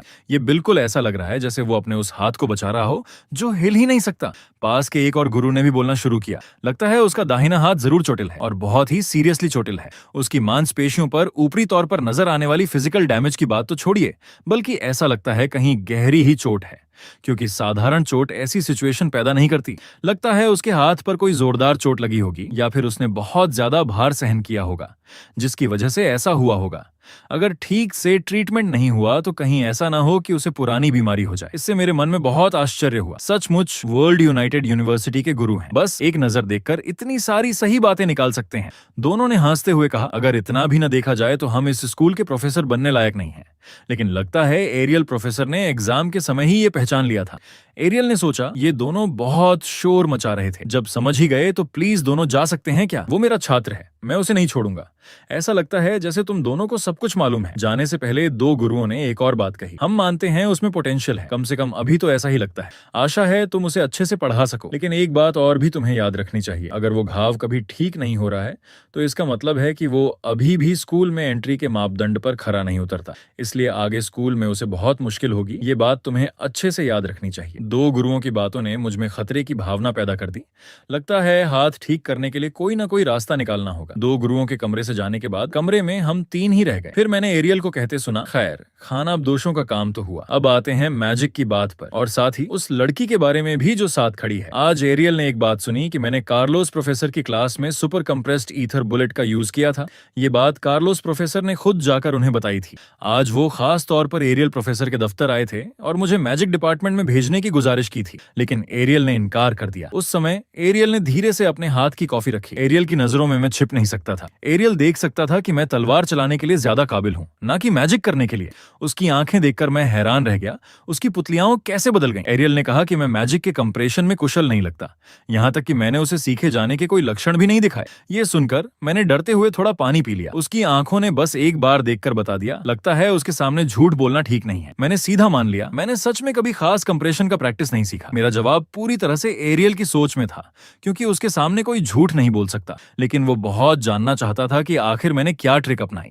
उसने मुझसे वादा किया कि वो किसी को नहीं बताएगा, बल्कि मेरा बदला भी लेगा। और वो इस कंप्रेशन वाले मैजिक को सीखने की जिद इसलिए कर रहा था क्योंकि ये उसके साथ खड़ी लड़की के फ्यूचर से जुड़ा था। मैं चाहता हूँ तू उसकी टीचर बन। एरियल मुझसे कंप्रेशन मैजिक के मंत्र लेना चाहता था और वो चाहता था कि मैं बेला की टीचर बन जाऊं। क्या एरियल प्रोफेसर मुझे यहाँ बुलाकर सिर्फ बेला के लिए तो नहीं था? एरियल ने कहा, हाँ, हालांकि वो मैजिक के थ्योरी में जीनियस है, लेकिन एक्चुअल यूज में वो बहुत पीछे है। वो चाहे जितनी भी कोशिश कर ले, ईथर कंप्रेशन तकनीक को सही से अपना ही नहीं पाती। यही वजह है कि वो सुपर कंप्रेस्ड ईथर नहीं बना पाती। मैं पिछले जन्म में ही बेला अल्ब्राइट को रिडीमर के नाम से सुन चुका था, तो ये उसकी वजहों में से एक थी। एरियल प्रोफेसर ने कार्लोस प्रोफेसर से सुना था, जब मैं super compressed ether bullet use कर रहा था तो बिल्कुल नहीं लग रहा था कि मैं ईथर को कंप्रेस कर रहा हूँ। अगर कोई तरीका है जिसमें ईथर को एक्चुअली कंप्रेस किए बिना ही सुपर कंप्रेस्ड ईथर यूज किया जा सके तो उसे ब्रैडली प्रोफेसर के पास नहीं भेजना पड़ेगा। मैंने धीरे से कॉफी का कप रखा और लगातार ब्रैडली प्रोफेसर शब्द को दोहराता रहा। अगले ही पल मैं सन्न रह गया। क्या आप वेरियन ब्रैडली प्रोफेसर की बात कर रहे हैं? एरियल ने सिर हिलाया। मुझे पता है तूने उसके बारे में सुना है और मेरा उसे जानना भी जरूरी है। वो कुख्यात है। उसने इंसानों पर अनगिनत एक्सपेरिमेंट किए और इस दौरान बहुत से लोगों को मार डाला। इसके अलावा उसने कई बार मैजिकल डिजास्टर पैदा किए जिनकी वजह से हजारों की तादाद में लोग मारे गए। वो हिस्ट्री का सबसे बदतरीन मैजिकल क्रिमिनल है। वो आज भी इस टाइम पकड़ा नहीं गया है। अगर बेला साल के अंत तक सुपर कंप्रेस्ड ईथर नहीं बना पाई तो उसे वहां भेज दिया जाएगा। ये सुनकर मुझे बुरा लगा। बेला को वहां भेजना और मौत के मुंह में धकेलना एक जैसा ही है। वहां तो बहुत ही बर्बर इंसानी एक्सपेरिमेंट होते हैं। हाँ, उस ऑपरेशन के जरिए मैजिक की ताकत तो बढ़ा देता है, लेकिन एक्चुअली वो इंसानी बॉडी पर एक्सपेरिमेंट होता है। इसलिए बेला की जान तेरे हाथों में है। हालांकि ऐसा मामला अभी तक पब्लिक नहीं हुआ है, लेकिन अफवाह है कि उसके एक्सपेरिमेंट्स की वजह से बहुत सी लड़कियां मर चुकी हैं। कुछ तो मर गईं और कुछ तो बर्बाद हो गई। ये बहुत ही डेंजरस और डरावना है। अगर वो सुपर कंप्रेस्ड ईथर नहीं बना पाई तो उसके सामने दो ही रास्ते होंगे, या तो स्कूल से निकाले जाना या फिर एक्सपेरिमेंट करवाना। एरियल प्रोफेसर के दांत किटकिटा रहे थे। मैं चाहूंगा कि तू स्कूल से चला जाए, बजाय इसके कि तू उस आदमी के एक्सपेरिमेंट्स का शिकार हो। मैंने उसके सवालों का जवाब देने की जल्दी नहीं की, बल्कि ध्यान से सोचा। जो मैजिक मैंने अब सीखा है वो उस टाइम के नॉलेज से परे है जो अभी मौजूद नहीं है। अगर मैंने ये बता दिया तो हो सकता है हिस्ट्री की रफ्तार बदल जाए। बेला के हाथ कांपने लगे थे। वो सच में चाहती थी कि मैं उसकी मदद करूं, लेकिन वो मुझसे मेरी मर्जी के खिलाफ कुछ करने की जिद नहीं कर रही थी। और ये सब मैं भी देख रहा था। बेला तो फ्यूचर की मुख्य ताकतों में से एक है। उसे बिल्कुल कोई खतरा नहीं होना चाहिए। एक हिसाब लेने वाला तो बहुत ही पावरफुल होता है। उसकी मदद के लिए एक और ताकतवर हो तो काम बहुत आसान हो जाता है। मैंने खुद उस मायूसी का एक्सपीरियंस किया था। मैं उसे दोबारा फील नहीं करना चाहता। अगर फ्यूचर मेरे डायरेक्शन में थोड़ा बदल भी जाए तो दुनिया को बचाने वाली टीम में लोग सच में बेला का फेट बदल सकते हैं। उस फ्यूचर को, जिसे लोग नर्क कहते हैं, बदलना ही बेहतर होगा। अगले ही पल मैंने कोई डिसीजन कर लिया और कॉफी के कप को जोर से टेबल पर रखा। मैंने बेला की तरफ देखकर एक मुस्कान बिखेरी। तू फिक्र मत कर, मैं तुझे सिखा दूंगा कि सुपर कंप्रेस्ड बुलेट कैसे यूज करते हैं। तू काबिल है, बहुत जल्द सीख जाएगी। 3 घंटे बाद मैदान में मैंने एक ब्लैक बोर्ड लगाया और उस पर मैजिक से जुड़े बहुत सारे बेसिक थ्योरी समझाए। ये सब सुपर कंप्रेस्ड ईथर बुलेट से संबंधित थे। यही वो सब कुछ है जो मैं मैजिक के बारे में जानता हूँ। जैसा कि पहले वादा हुआ था, ये बात किसी को ना बताना कि मैंने तुम्हें ये सिखाया है। इस बात पर बेला और एरियल प्रोफेसर ने उन्हें निश्चिंत रहने को कहा। उन्होंने तो मैजिकल कॉन्ट्रैक्ट कर लिया था। अगर कभी उसका उल्लंघन हुआ तो मौत हो जाएगी, इसलिए करने की कोई जरूरत नहीं है। मैंने बेला की तरफ देखा तो मैंने जो कुछ भी समझाया उसे सुनकर कुछ ख्याल आया। अगर कुछ हो तो बेझिझक पूछ सकती हो। इस पर एरियल प्रोफेसर का बस सिर दर्द ही हुआ। हालांकि उसे मैजिक भी आता था, लेकिन वो तलवार चलाने में ज्यादा कुशल था। मेरी समझाइश में सिर्फ ओडी को समझ पाना ही उसके लिए बहुत बड़ी बात थी। लेकिन मैंने जो मैजिक के बारे में राज खोले वो उसकी कल्पना से परे थे, जिससे उसका दिमाग एक साथ सब कुछ अच्छी तरह समझ नहीं पा रहा था। उस समय बेला धीरे से आगे बढ़ी। हालांकि तूने जो मैजिक समझाया वो बहुत पेचीदा था, लेकिन उसका तरीका बहुत क्लियर है। शब्दों में कहूं तो मुझे ऐसा लगा जैसे मैं 100 साल बाद की मैजिक की क्लास सुन रही हूँ। बेला ने बहुत प्यारा चेहरा बनाकर मेरी तारीफ की। बस तेरी समझानी सुनकर ही मैजिक का हिस्ट्री 100 साल आगे बढ़ाया जा सकता है। तू तो सच में मैजिक का जीनियस है। ये सुनकर मुझे थोड़ी शर्मिंदगी हुई। मन में सोचा, एक्चुअली ये तो भविष्य के समय की बातें थीं, बस 10 साल बाद की, और वो बातें तूने ही मुझे सुनाई थी। हालांकि आने वाले 10 सालों में बहुत बदलाव होने वाले थे। उस वक्त मैजिक बहुत तेजी से आगे बढ़ रहा था। सच में लगता था जैसे 100 साल आगे निकल गया हो। एरियल प्रोफेसर मेरी मैजिक वाली बातें समझ नहीं पा रहे थे। उसने मुड़कर बेला से पूछा, बहुत सारी बातें मैं ठीक से समझ नहीं पाया, तू बता क्या ये सच है? बेला ने उस समय सिर हिलाया। ये थ्योरी बिल्कुल सही हो सकते हैं। ये मौजूदा मैजिक के थ्योरी से मेल नहीं खाते, और बेला को लगता है कि इसे प्रूव करने का सबसे तेज तरीका यहाँ इसका टेस्ट करना है। इसलिए हम आज यहाँ आए हैं। अगर ग्रे सर जो कह रहे हैं वो सब सच है तो बेला के हाथ में जो मंत्र है उसे डिसिप्लिन में हो जाना चाहिए। अगर बेला के मुताबिक मंत्र का यूज करके मैजिक के उस थ्योरी का अंदाजा लगाया जाए तो वो दृश्य बिल्कुल अनइमेजिनेबल होगा। अगले ही पल बेला ने अपना मैजिक दिखाया। ये उसकी पहली बार होगी जब वो अपनी पूरी ताकत से मैजिक करेगी। ये सुनकर मैं सन्न रह गया। ये बेला की पूरी ताकत का एक वार था। अगर मैं ठीक से याद रखूं तो उसका पूरा वार शायद पूरे शहर को तहस नहस कर सकता था। अब देखते हैं 10 साल पहले उसमें कितनी ताकत थी। अगले ही पल हमारे सामने एक बहुत बड़ा मैजिकल सर्कल बन गया। उस समय बेला को लग रहा था कि वो अपनी ताकत पर काबू नहीं कर पा रही थी। मुझे लगा कुछ बुरा होने वाला है, लेकिन बेला को इन सब की कोई चिंता नहीं थी। वो बस अपने नए मैजिक को आजमाना चाहती थी। वो लगातार मंत्र दोहरा रही थी। अगले ही पल सुनहरे लाइट के एक गोले ने मेरे बॉडी को पूरी तरह से ढक लिया। फिर उस सुनहरे लाइट ने आसमान में एक लौ लगा दी। ये नजारा देखकर मैं तो बस हैरान ही रह गया। 10 साल पहले की बेला में भी इतनी ताकत थी। कितनी शानदार है। कोई आश्चर्य नहीं कि वो फ्यूचर में मुख्य ताकतों में से एक भी आग का एक गोला मेरे चेहरे की तरफ आ रहा था। लेकिन जब वो मुझसे टकराने ही वाला था कि वो मैजिक अपने आप मुड़ गया। जाहिर है ये बेला का ही करिश्मा था। बेला के मन में बहुत खुशी थी कि वो एक बार में सक्सेसफुल हो गई और उसने उसे कंट्रोल करने की भी कोशिश की और उस आग के गोले ने बेला के काबू में एक अजगर का रूप ले लिया। मैंने मन ही मन बेला की तारीफ की। बेला सच में बेहद जीनियस है। इतना मुश्किल मैजिक उसे एक बार में ही समझ में आ गया। वो तो मैजिक को समझ गई और उसे करके भी दिखाया। अगर ऐसा कोई है तो मुझे फ्यूचर में उभरता हुआ भरोसा है कि वो बहुत सारे मैजिकल जीनियस तैयार कर सकेगी और फिर मेरे साथ मिलकर हिसाब लेने वालों का मुकाबला करेगी। ये आग का मैजिक आया तो तेजी से गया भी उतनी ही तेजी से। जल्द ही बेला की ईथर शक्ति खत्म हो गई। थकी हुई बेला सीधा जमीन पर गिर पड़ी। ये मैजिक के अत्यधिक यूज के लक्षण थे। मैं बेहद फिक्रमंद होकर उसकी हालत देखने आगे बढ़ा। बेला आजकल फ्यूचर की आशाओं में से एक थी। उसे बिल्कुल नुकसान नहीं पहुंचना चाहिए। पीछे खड़े एरियल ने मुझे चिंता न करने को कहा। बेला बस सो गई है, तू उसकी इतनी चिंता क्यों कर रहा है? आजकल बेला तो बहुत भोली है, तू कोई बुरा विचार तो नहीं कर रहा ना? मैं एरियल प्रोफेसर की बात सुनकर गुस्से से हंस पड़ा। हालांकि मैं उसकी बातों की परवाह न करते हुए बस इतना चाहता था कि बेला को कोई नुकसान न पहुंचे। बेला ने देखा कि आसमान में अभी भी जो आग बुझी नहीं थी, फिर भी वो उसके लिए काफी आश्चर्यजनक थी। इतने कम टाइम में इतने बड़े पैमाने पर मैजिक रचना कितना चौंका देने वाला था। उसी समय नींद और जागने के बीच आधी बेला ने कुछ और कहा। काबिल कोई मैं नहीं बल्कि वो थ्योरी है। मैं इतनी आसानी से सुपर कंप्रेस्ड ईथर बुलेट बना सकी, वो पूरी तरह से ग्रे सर की बदौलत है। बेला को यह नहीं पता था कि जो थ्योरी मैंने बताया वो उसी ने बनाया था। बस उसे मैंने पहले ही बता दिया था। एरियल प्रोफेसर बस हंसते रहे। अब जब वो सुपर कंप्रेस्ड ईथर बुलेट बना सकती है तो उसे अब एक्सपेरिमेंट कराने की जरूरत नहीं। मैं खुद ऐलान करूंगा, ब्रैडली को इन्फॉर्म कर दूंगा कि ये मामला कैंसिल किया गया। मैं बहुत खुश हूं कि हम उस एक्सट्रीम हाई रिस्क वाले ऑपरेशन से बच गए, लेकिन मुझे इस बात की बहुत सेटिस्फैक्शन है कि उसने मैजिक पर से अपना कंट्रोल नहीं खोया। ये बात इस बच्चे के डरावनेपन को बयान करने के लिए काफी है। मैंने मुंह घुमाकर उत्सुकता से पूछा, तूने अभी कहा कि उसने मैजिक पर से कंट्रोल नहीं खोया? हाँ, मैजिक पर कंट्रोल नहीं खोया। हालांकि ब्रैडली का ऑपरेशन मैजिक की ताकत तो बढ़ा सकता है, लेकिन उसकी कीमत होती है कंट्रोल पर से काबू खोना। ये तो राज है, लेकिन लगता है ये लिमिट तोड़ने में जबरदस्ती से हासिल किया जाता है। एरियल की बात सुनने के बाद तो यही वजह है। पिछली दुनिया में वो चुड़ैल इतनी ताकतवर मैजिक को हैंडल नहीं कर पाई थी।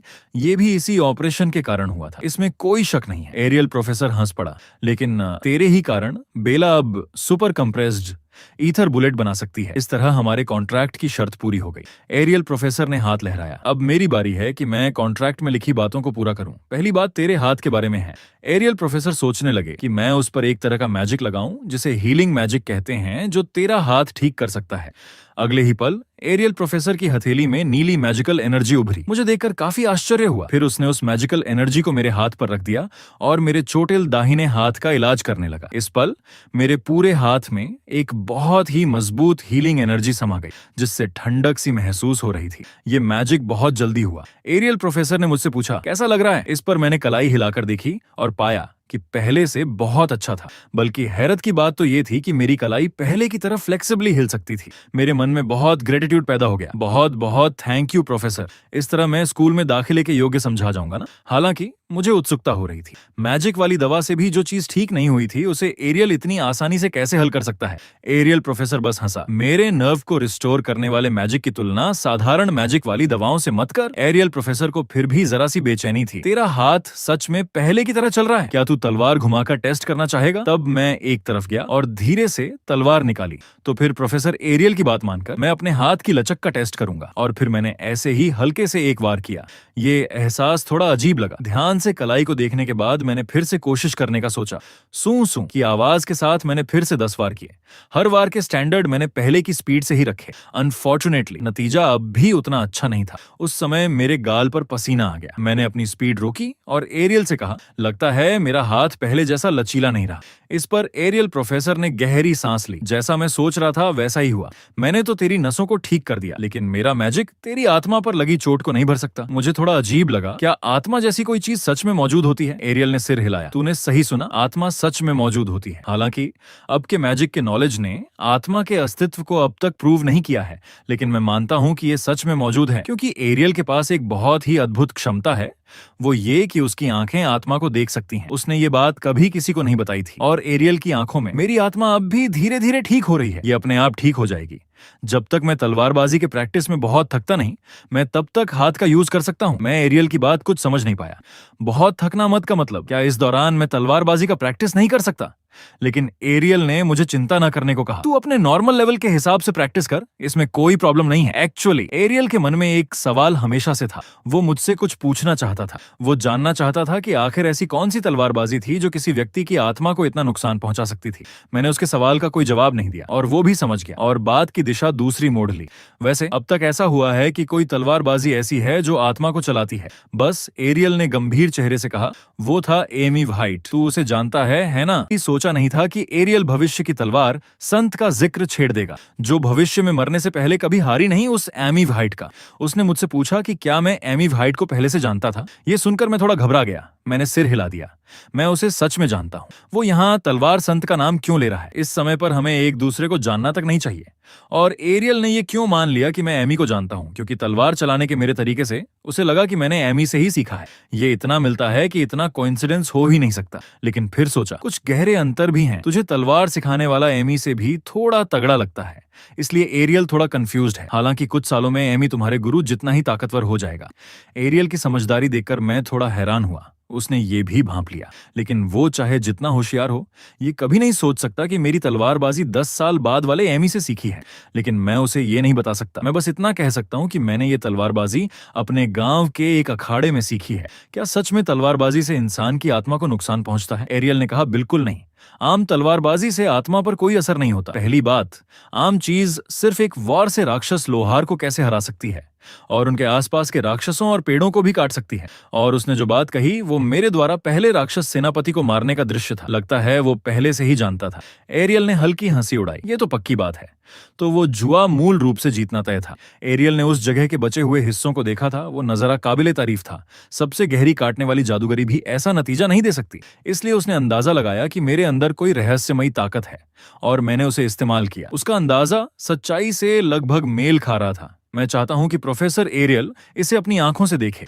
फिर एरियल की पुतली फिर से बदल गई। मैं देख सकता हूं कि ताकत एक दरवाजे से बाहर निकल रही है जो चेनों से बंधा है। इससे मैं बहुत हैरान हुआ। मुझे लगा कि कुछ गड़बड़ है। एरियल में कोई ना कोई बड़ी खराबी जरूर है, क्योंकि एरियल ने सच में मेरे शरीर के अंदर वो दरवाजा देख लिया। ये कभी भी सिर्फ गैस से नहीं समझा जा सकता। वो जरूर इन सब चीजों के बारे में कुछ जानता है। एरियल ने एक उंगली उठाते हुए मुझसे कहा, ऐसा है तो सही, मैंने तुम्हारी ताकत जैसी कुछ और भी देखी है। हालांकि मुझे नहीं लगता कि वो एक ही चीज है, बस लगने में कुछ सिमिलैरिटी है। एरियल की बातें सुनकर मैंने तुरंत पूछा कि वो सिमिलर ताकत क्या है? क्या मेरे अलावा और कोई है जिसके पास मेरी तरह ताकत है? एरियल ने पक्के लहजे में जवाब दिया, हाँ। हालांकि मुझे नहीं पता कि वो इंसान हैं या नहीं। उन्हें चुड़ैल कहा जाता है, ये उनका नाम है। ये सुनकर मैं सच में बेचैन हो गया। एरियल आखिर क्या जानता है? इस जमाने में चुड़ैलों का नाम क्यों लिया जा रहा है? एरियल की नजर ने मेरे चेहरे का भाव नहीं छोड़ा। क्या तुमने उनके बारे में सुना है? एरियल ने आगे कहा, जैसा तुमने सुना है, सच कहूं तो मुझे नहीं लगता था कि वो इतने फेमस होंगे। लेकिन ये भी है, जब तुम उस आधुनिक जादू के सिद्धांत के बारे में जानते हो तो मुझे लगता है ये कोई हैरानी की बात नहीं है। इससे मुझे थोड़ी झेप हुई। असल में वो सिर्फ भविष्य का नॉलेज है जो अभी तक डेवलप नहीं हुआ है। एरियल ने उत्सुकता से पूछा, तुम चुड़ैलों के बारे में कितना जानते हो? तुम आज मुझे सब कुछ बताओगे? मैं मन ही मन सोच रहा था कि एरियल को असली बात बताऊं या नहीं, लेकिन कहूंगा तो वो यकीन नहीं करेगा। मैं बस इतना जानता हूं कि वो इंसानों के लिए बेहद खतरनाक है और बहुत ताकतवर है, इसलिए उसे पैदा होने से पहले ही रोकना होगा। अगर वो पॉसिबल नहीं तो फिर कोई कीमत चुकाकर उसे नष्ट करना ही होगा। थोड़ा सोचने के बाद एरियल ने सिर हिलाया। हालांकि तुम थोड़ा एक्सट्रीम हो, लेकिन मैं भी उसे बहुत खतरनाक मानता हूं। फिर भी बालियान ब्रैडली फिर भी अपना प्रयोग जारी रखेगा। एरियल प्रोफेसर के इस वाक्य ने मुझे कुछ उलझन में डाल दिया। क्या उस पागल का इस मामले से कोई लेना देना है? एरियल ने ठंडी हंसी उड़ाई। बेशक है, और बहुत गहरा नाता है। एरियल की जानकारी के मुताबिक वो चुड़ैलें वही चीज हैं जिन्हें वो बुलाने की कोशिश कर रहा है। ये सुनकर मैं सन्न रह गया। चुड़ैलें इंसानों द्वारा बनाई गई हैं, लेकिन भविष्य में मैंने ये बात क्यों नहीं सुनी? हालांकि पिछली टाइमलाइन में एकेडमी ऐसे बिहेव करती थी जैसे वो पहले से जानती थी कि चुड़ैलें वहां आएंगी। इससे मेरे दिमाग में एक पॉसिबिलिटी आई जिससे मेरी रूह कांप उठी। क्या एकेडमी शुरू से ही चुड़ैलों को बुलाने की प्लान में शामिल थी? अगर मेरा अंदाजा सही है तो एकेडमी ही इस सब की शुरुआत होगी। मैं बिना सोचे ही बोल पड़ा। एरियल से बोला कि वो ये प्रयोग रोक दे। इस पर एरियल की भी यही राय थी, लेकिन अफसोस इस प्रयोग के जिम्मेदार प्रोफेसर उसके इक्वल थे, इसलिए उसे उसके प्रयोग को बंद करने का अधिकार नहीं था। पहले भी एरियल ने ऊपरियों पर प्रेशर डालकर ये प्रयोग रद्द कराना चाहा था, लेकिन वो नहीं माने। मैं जानना चाहता था कि आखिर ये ऊपरी लोग कौन हैं। इस बारे में एरियल भी कुछ नहीं बता सका। लगता है कॉलेज का लीडरशिप जितना मैंने सोचा था उससे कहीं ज्यादा उलझा हुआ है। अचानक मुझे एक बात सूझी, अगर ये साबित हो जाए कि वो पागल क्रिमिनल है तो क्या अब की सिचुएशन का हल नहीं हो सकता? पिछली घटना में बालियान के इलीगल प्रयोग ने हजारों लोगों की जान ले ली थी और मुझे यहां तक पता है कि उसने कहां किए थे। ये सोचकर मैंने एरियल को एक सजेशन दिया। मुझे पता है कि वो अपने इलीगल प्रयोग कहां करता है। अगर हम उसे उसी जगह दबोच लें तो शायद ये मामला हल हो सकता है। लेकिन एरियल ने फिर मेरा प्रस्ताव ठुकरा दिया। तुम्हारा ये तरीका काम नहीं करेगा। बिना परमिशन के कॉलेज के किसी प्रोफेसर की लैब में घुसना अपने आप में एक बड़ा अपराध है। अगर तुम्हारे पास सॉलिड प्रूफ नहीं है तो तुम्हें ही जेल जाना पड़ेगा। या क्या तुम्हारे पास अभी उसके अपराधों के प्रूफ हैं? उसकी बातों ने मुझे चुप करा दिया। मेरे पास वाकई कोई सॉलिड प्रूफ नहीं था, और अगर नहीं है तो ये मामला यहीं अटक जाएगा। फिर ये बातचीत खत्म हो गई। एरियल अब मेरी ताकत के बारे में बात करना चाहता था। क्या तुम ये नहीं सीखना चाहते कि उसे कैसे कंट्रोल किया जाए? ये सुनकर मेरे दिल में झटका लगा। क्या एरियल मुझे अपनी ताकत पर कंट्रोल करना सिखा सकता है? उसने सिर हिलाते हुए कहा, तुम्हें मैं ये नहीं सिखा सकता। हालांकि कॉलेज में एक प्रोफेसर है जो अनजान ताकतों से निपटने में माहिर है। उसका नाम हिस्कॉट है। ये सुनकर मेरा दिल जोर से धड़का। हिस्कॉट वही है जिसने खुद तलवार संत को ट्रेन किया। एरियल ने पहले ही अंदाजा लगा लिया था कि मैं ऐसा ही हाव भाव करूंगा। मैं कल उसके साथ तुम्हारी प्राइवेट ट्रेनिंग का इंतजाम कर दूंगा। ये सुनकर मेरे मन में एक दोहाट उठी, ये तो बहुत बढ़िया है। कॉलेज आने का मेरा मकसद ही इस ताकत पर कंट्रोल पाना था। अब आखिर मौका मिल ही गया। सोचा नहीं था कि इतनी जल्दी सुराग मिल जाएगा। अगले दिन मैं एक ताकतवर इंसान के साथ ट्रेनिंग करने लगा। अब मैं जिसके साथ हूँ वो खुद हिस्कॉट लैंगफ्लो प्राइवेट लेसन दे रहा है। लेकिन मुझे हैरानी हुई, क्यों ये ट्रेनिंग सिर्फ दौड़ना है? हालांकि मैं नहीं जानता कि मास्टर मुझे क्या सिखाना चाहते हैं, लेकिन उन्होंने जो कहा मुझे बस मानना था। तभी उन्होंने अचानक गर्दन घुमाकर कहा, तुम्हारा ध्यान अभी भी भटक रहा है। मैं तुम में स्टेबिलिटी की कमी महसूस कर सकता हूँ। अगर तुम्हारे पास व्यर्थ सोचने का समय है तो बेहतर होगा कि तुम अपनी स्पीड बढ़ाओ और पूरी ताकत से दौड़ो। मेरी बात ध्यान से सुनो। जब तक तुम्हारी ताकत का हर आखिरी बूंद खत्म न हो जाए तब तक ही रूह की ताकत जागेगी। जब तक तुम में एक बूंद ताकत बाकी रहेगी हम तलवार को हाथ नहीं लगा सकते। क्या समझ में आया? उनकी बात का मतलब मुझे कुछ समझ आ गया था। भले ही ना आया होता मैं फिर भी मानता। आखिर सामने वाला कोई आम ताकतवर नहीं था। बस यूं मैं और ये मास्टर एक हफ्ते तक कठोर ट्रेनिंग करते रहे। ट्रेनिंग खत्म करने के बाद मैं एरियल के पास पहुंचा। उसने पूछा, स्कॉट के साथ कैसा रहा? मैं थोड़ी शर्मिंदगी के साथ बोला, असल में कुछ खास एक्सपीरियंस नहीं हुआ। रोज बस दौड़ना ही होता था। हालांकि मुझे लगता है कि मेरा शरीर पहले से ज्यादा ताकतवर हो गया है। तलवारबाजी के मामले में बस आखिर में थोड़ा अभ्यास किया। एरियल ने हल्की हंसी उड़ाई। लगता है ये उस बूढ़े की शैली से बिल्कुल मेल खाता। थोड़ी देर बाद एक इंसान ने आकर हमारी बातचीत में रोक लगाई। उसने एरियल को एक चिट्ठी दी। मुझे नहीं पता ये मेरा इल्यूजन है या क्या, लेकिन ये चिट्ठी पढ़ते वक्त एरियल का शरीर कमयाप रहा था। फिर उसके चेहरे पर बहुत गुस्सा था। मैं तुरंत आगे बढ़कर पूछा, क्या ये चिट्ठी किसी प्रॉब्लम से भरी है? हालांकि जब मैंने ये चिट्ठी देखी तो मैं भी वैसा ही चेहरा बना लिया। उस चिट्ठी पर लिखा था, हालांकि बेला ने हाइपर कंप्रेस्ड यूनिट बना ली है, लेकिन जांच करने पर पता चला कि ये असली कंप्रेशन नहीं है, इसलिए इसे हाइपर कंप्रेस्ड यूनिट मान्यता नहीं दी जा सकती।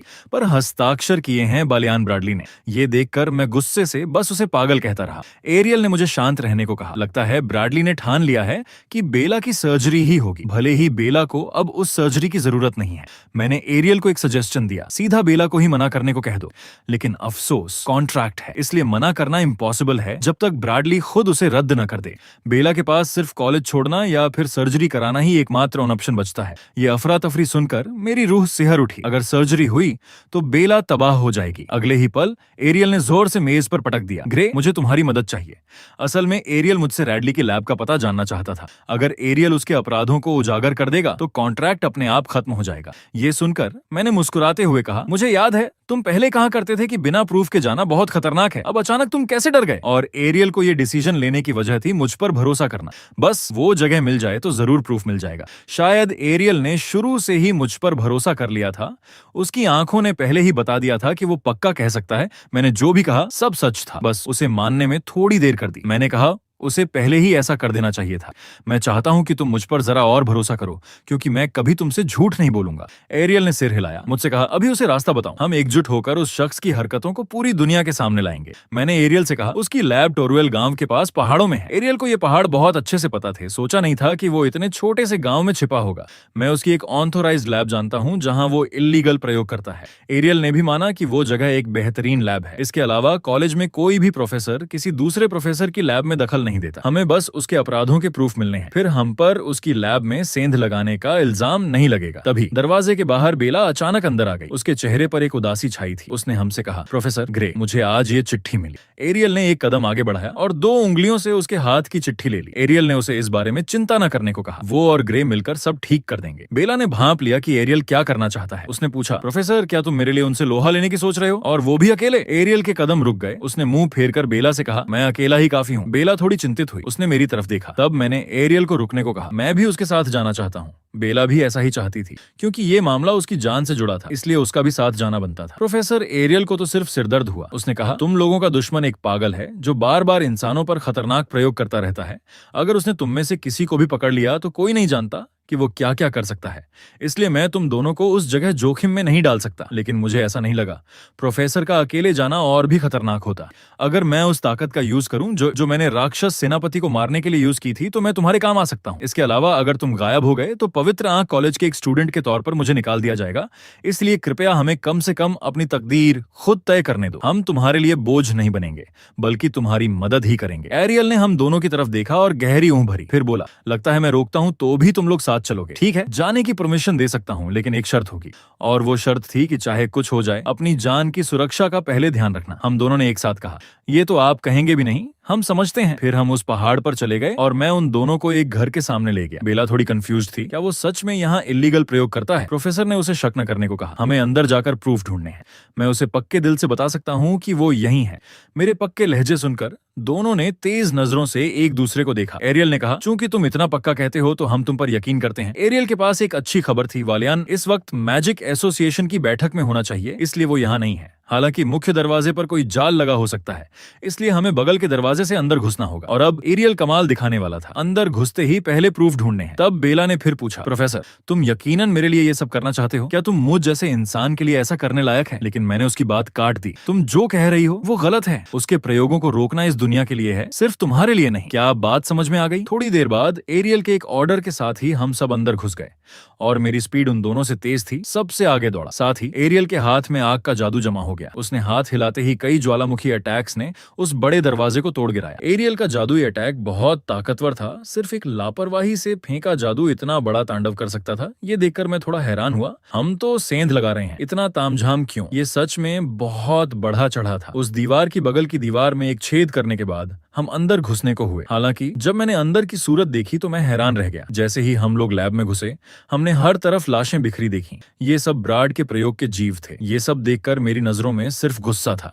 एरियल तो पहले प्रूफ ढूंढने की तैयारी कर रहा था, लेकिन नजर दौड़ाते ही हर तरफ प्रूफ ही प्रूफ थे। तभी हमने अपने सामने किसी और चीज का पता लगाया। हमसे कुछ ही दूरी पर एक वेदी जैसी चीज थी। बेला थोड़ी घबरा गई। अब हमें क्या करना चाहिए? क्या हम प्लान के मुताबिक प्रूफ लेकर जाएं या फिर जिंदा लोगों को बचाएं? मैंने उससे कहा, यह जगह अब हमारे ठहरने लायक नहीं है। ज्यादा देर रुके तो वालियान कभी भी लौट सकता है। मेरी बात खत्म होते ही मैंने एक अजनबी आदमी की आवाज सुनी। हमारे पीछे एक परछाई आहिस्ता आहिस्ता पास आ रही थी। तुम मुझे बुला रहे थे? एरियल ने उस आने वाले से कहा। तुम्हारी बैठक कैसी रही वालियान? अब हमारी तरफ जो आ रहा था वो था दुष्ट प्रयोगकर्ता प्रोफेसर वालियान। मैंने तुरंत फाइटिंग स्टांस बना ली। सोचा भी नहीं था कि वालियान यहाँ होगा। वालियान धीरे से बोला, मैंने अपनी जगह एक फेक इंसान को बैठा दिया था, क्योंकि मुझे यहाँ एक जरूरी प्रयोग करना है, इसलिए जा नहीं सकता था।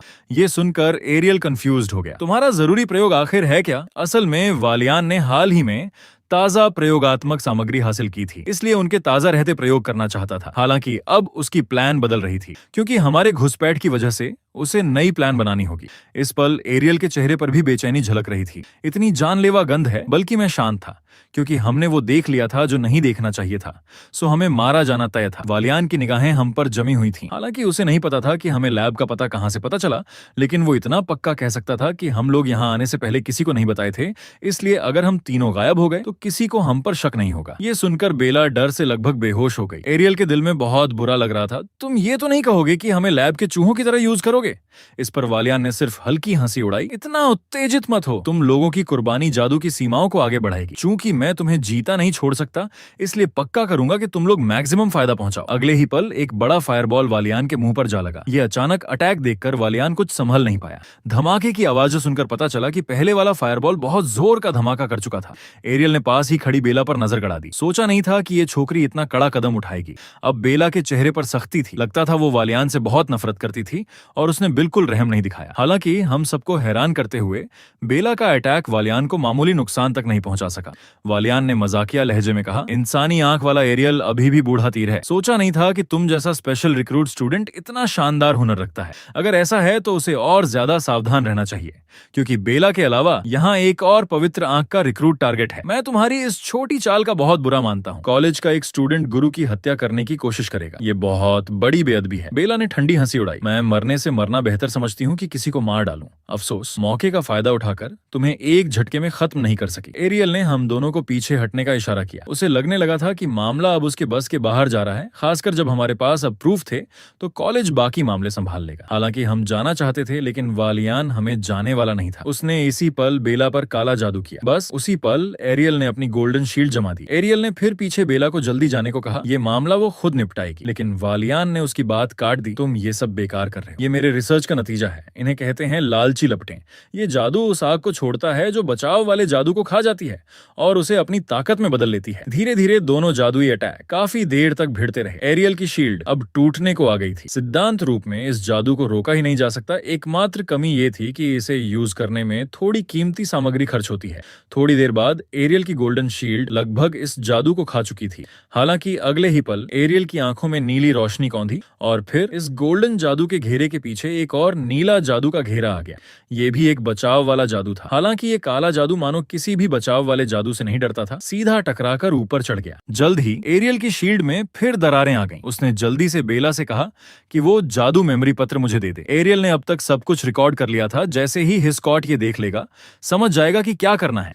हालांकि बेला ने कोई मुंह नहीं खोला, बल्कि अपनी छड़ी जोर से जमीन पर पटक दी और बेला से एक तीसरा बचाव वाला जादू बन गया। हालांकि उसकी शील्ड गोल आकार की थी। ये देखकर एरियल का दिल जलने लगा। तुम क्या कर रहे हो? मैंने तुमसे जल्दी चलने को नहीं कहा था।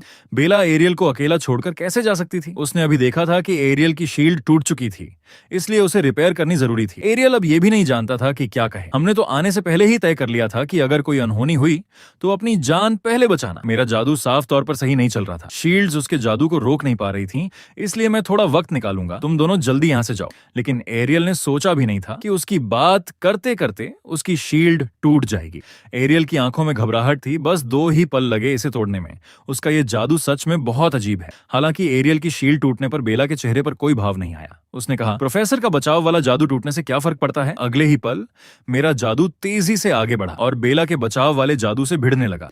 बेला की नजरों में वालियान का जादू इतना भी ताकतवर नहीं था। बस उसे थोड़े अलग तरीके के बचाव वाले जादू की जरूरत थी। ये देखकर वालियान के दिल में बड़ा झटका लगा। ये कैसे हो सकता है? पेटू लपटों के खिलाफ ये जादू का सिद्धांत केवल हम 2 ही जानते हैं। तुम्हें कैसे पता? बेला ने हल्की हंसी उड़ाई। हाल ही में किसी ने मुझे एक नया सिद्धांत सिखाया है। उस न्यू सिद्धांत से मेरी नजरों में हर जादू बहुत आसान लगता है। ये सुनकर वालियान के मुंह से बस सांस निकल रही थी। तुम कह रही हो कि तुमने सिर्फ एक न्यू सिद्धांत से मेरा काला जादू तोड़ दिया? वालियान को तो इस पर यकीन ही नहीं हुआ। उसने बेला से कहा कि जल्दी बताओ, वो गद्दार कौन है? बस बता दो तो तुम्हें आराम से मरने दूंगा। बेला ने हल्की हंसी उड़ाई। तुम जानना चाहते हो कि मुझे किसने सिखाया? हाँ, ये एक सीक्रेट है। मैं तुम्हें कभी नहीं बता सकती। सच में सोचा नहीं था कि बेला का ऐसा मासूम पक्ष भी था।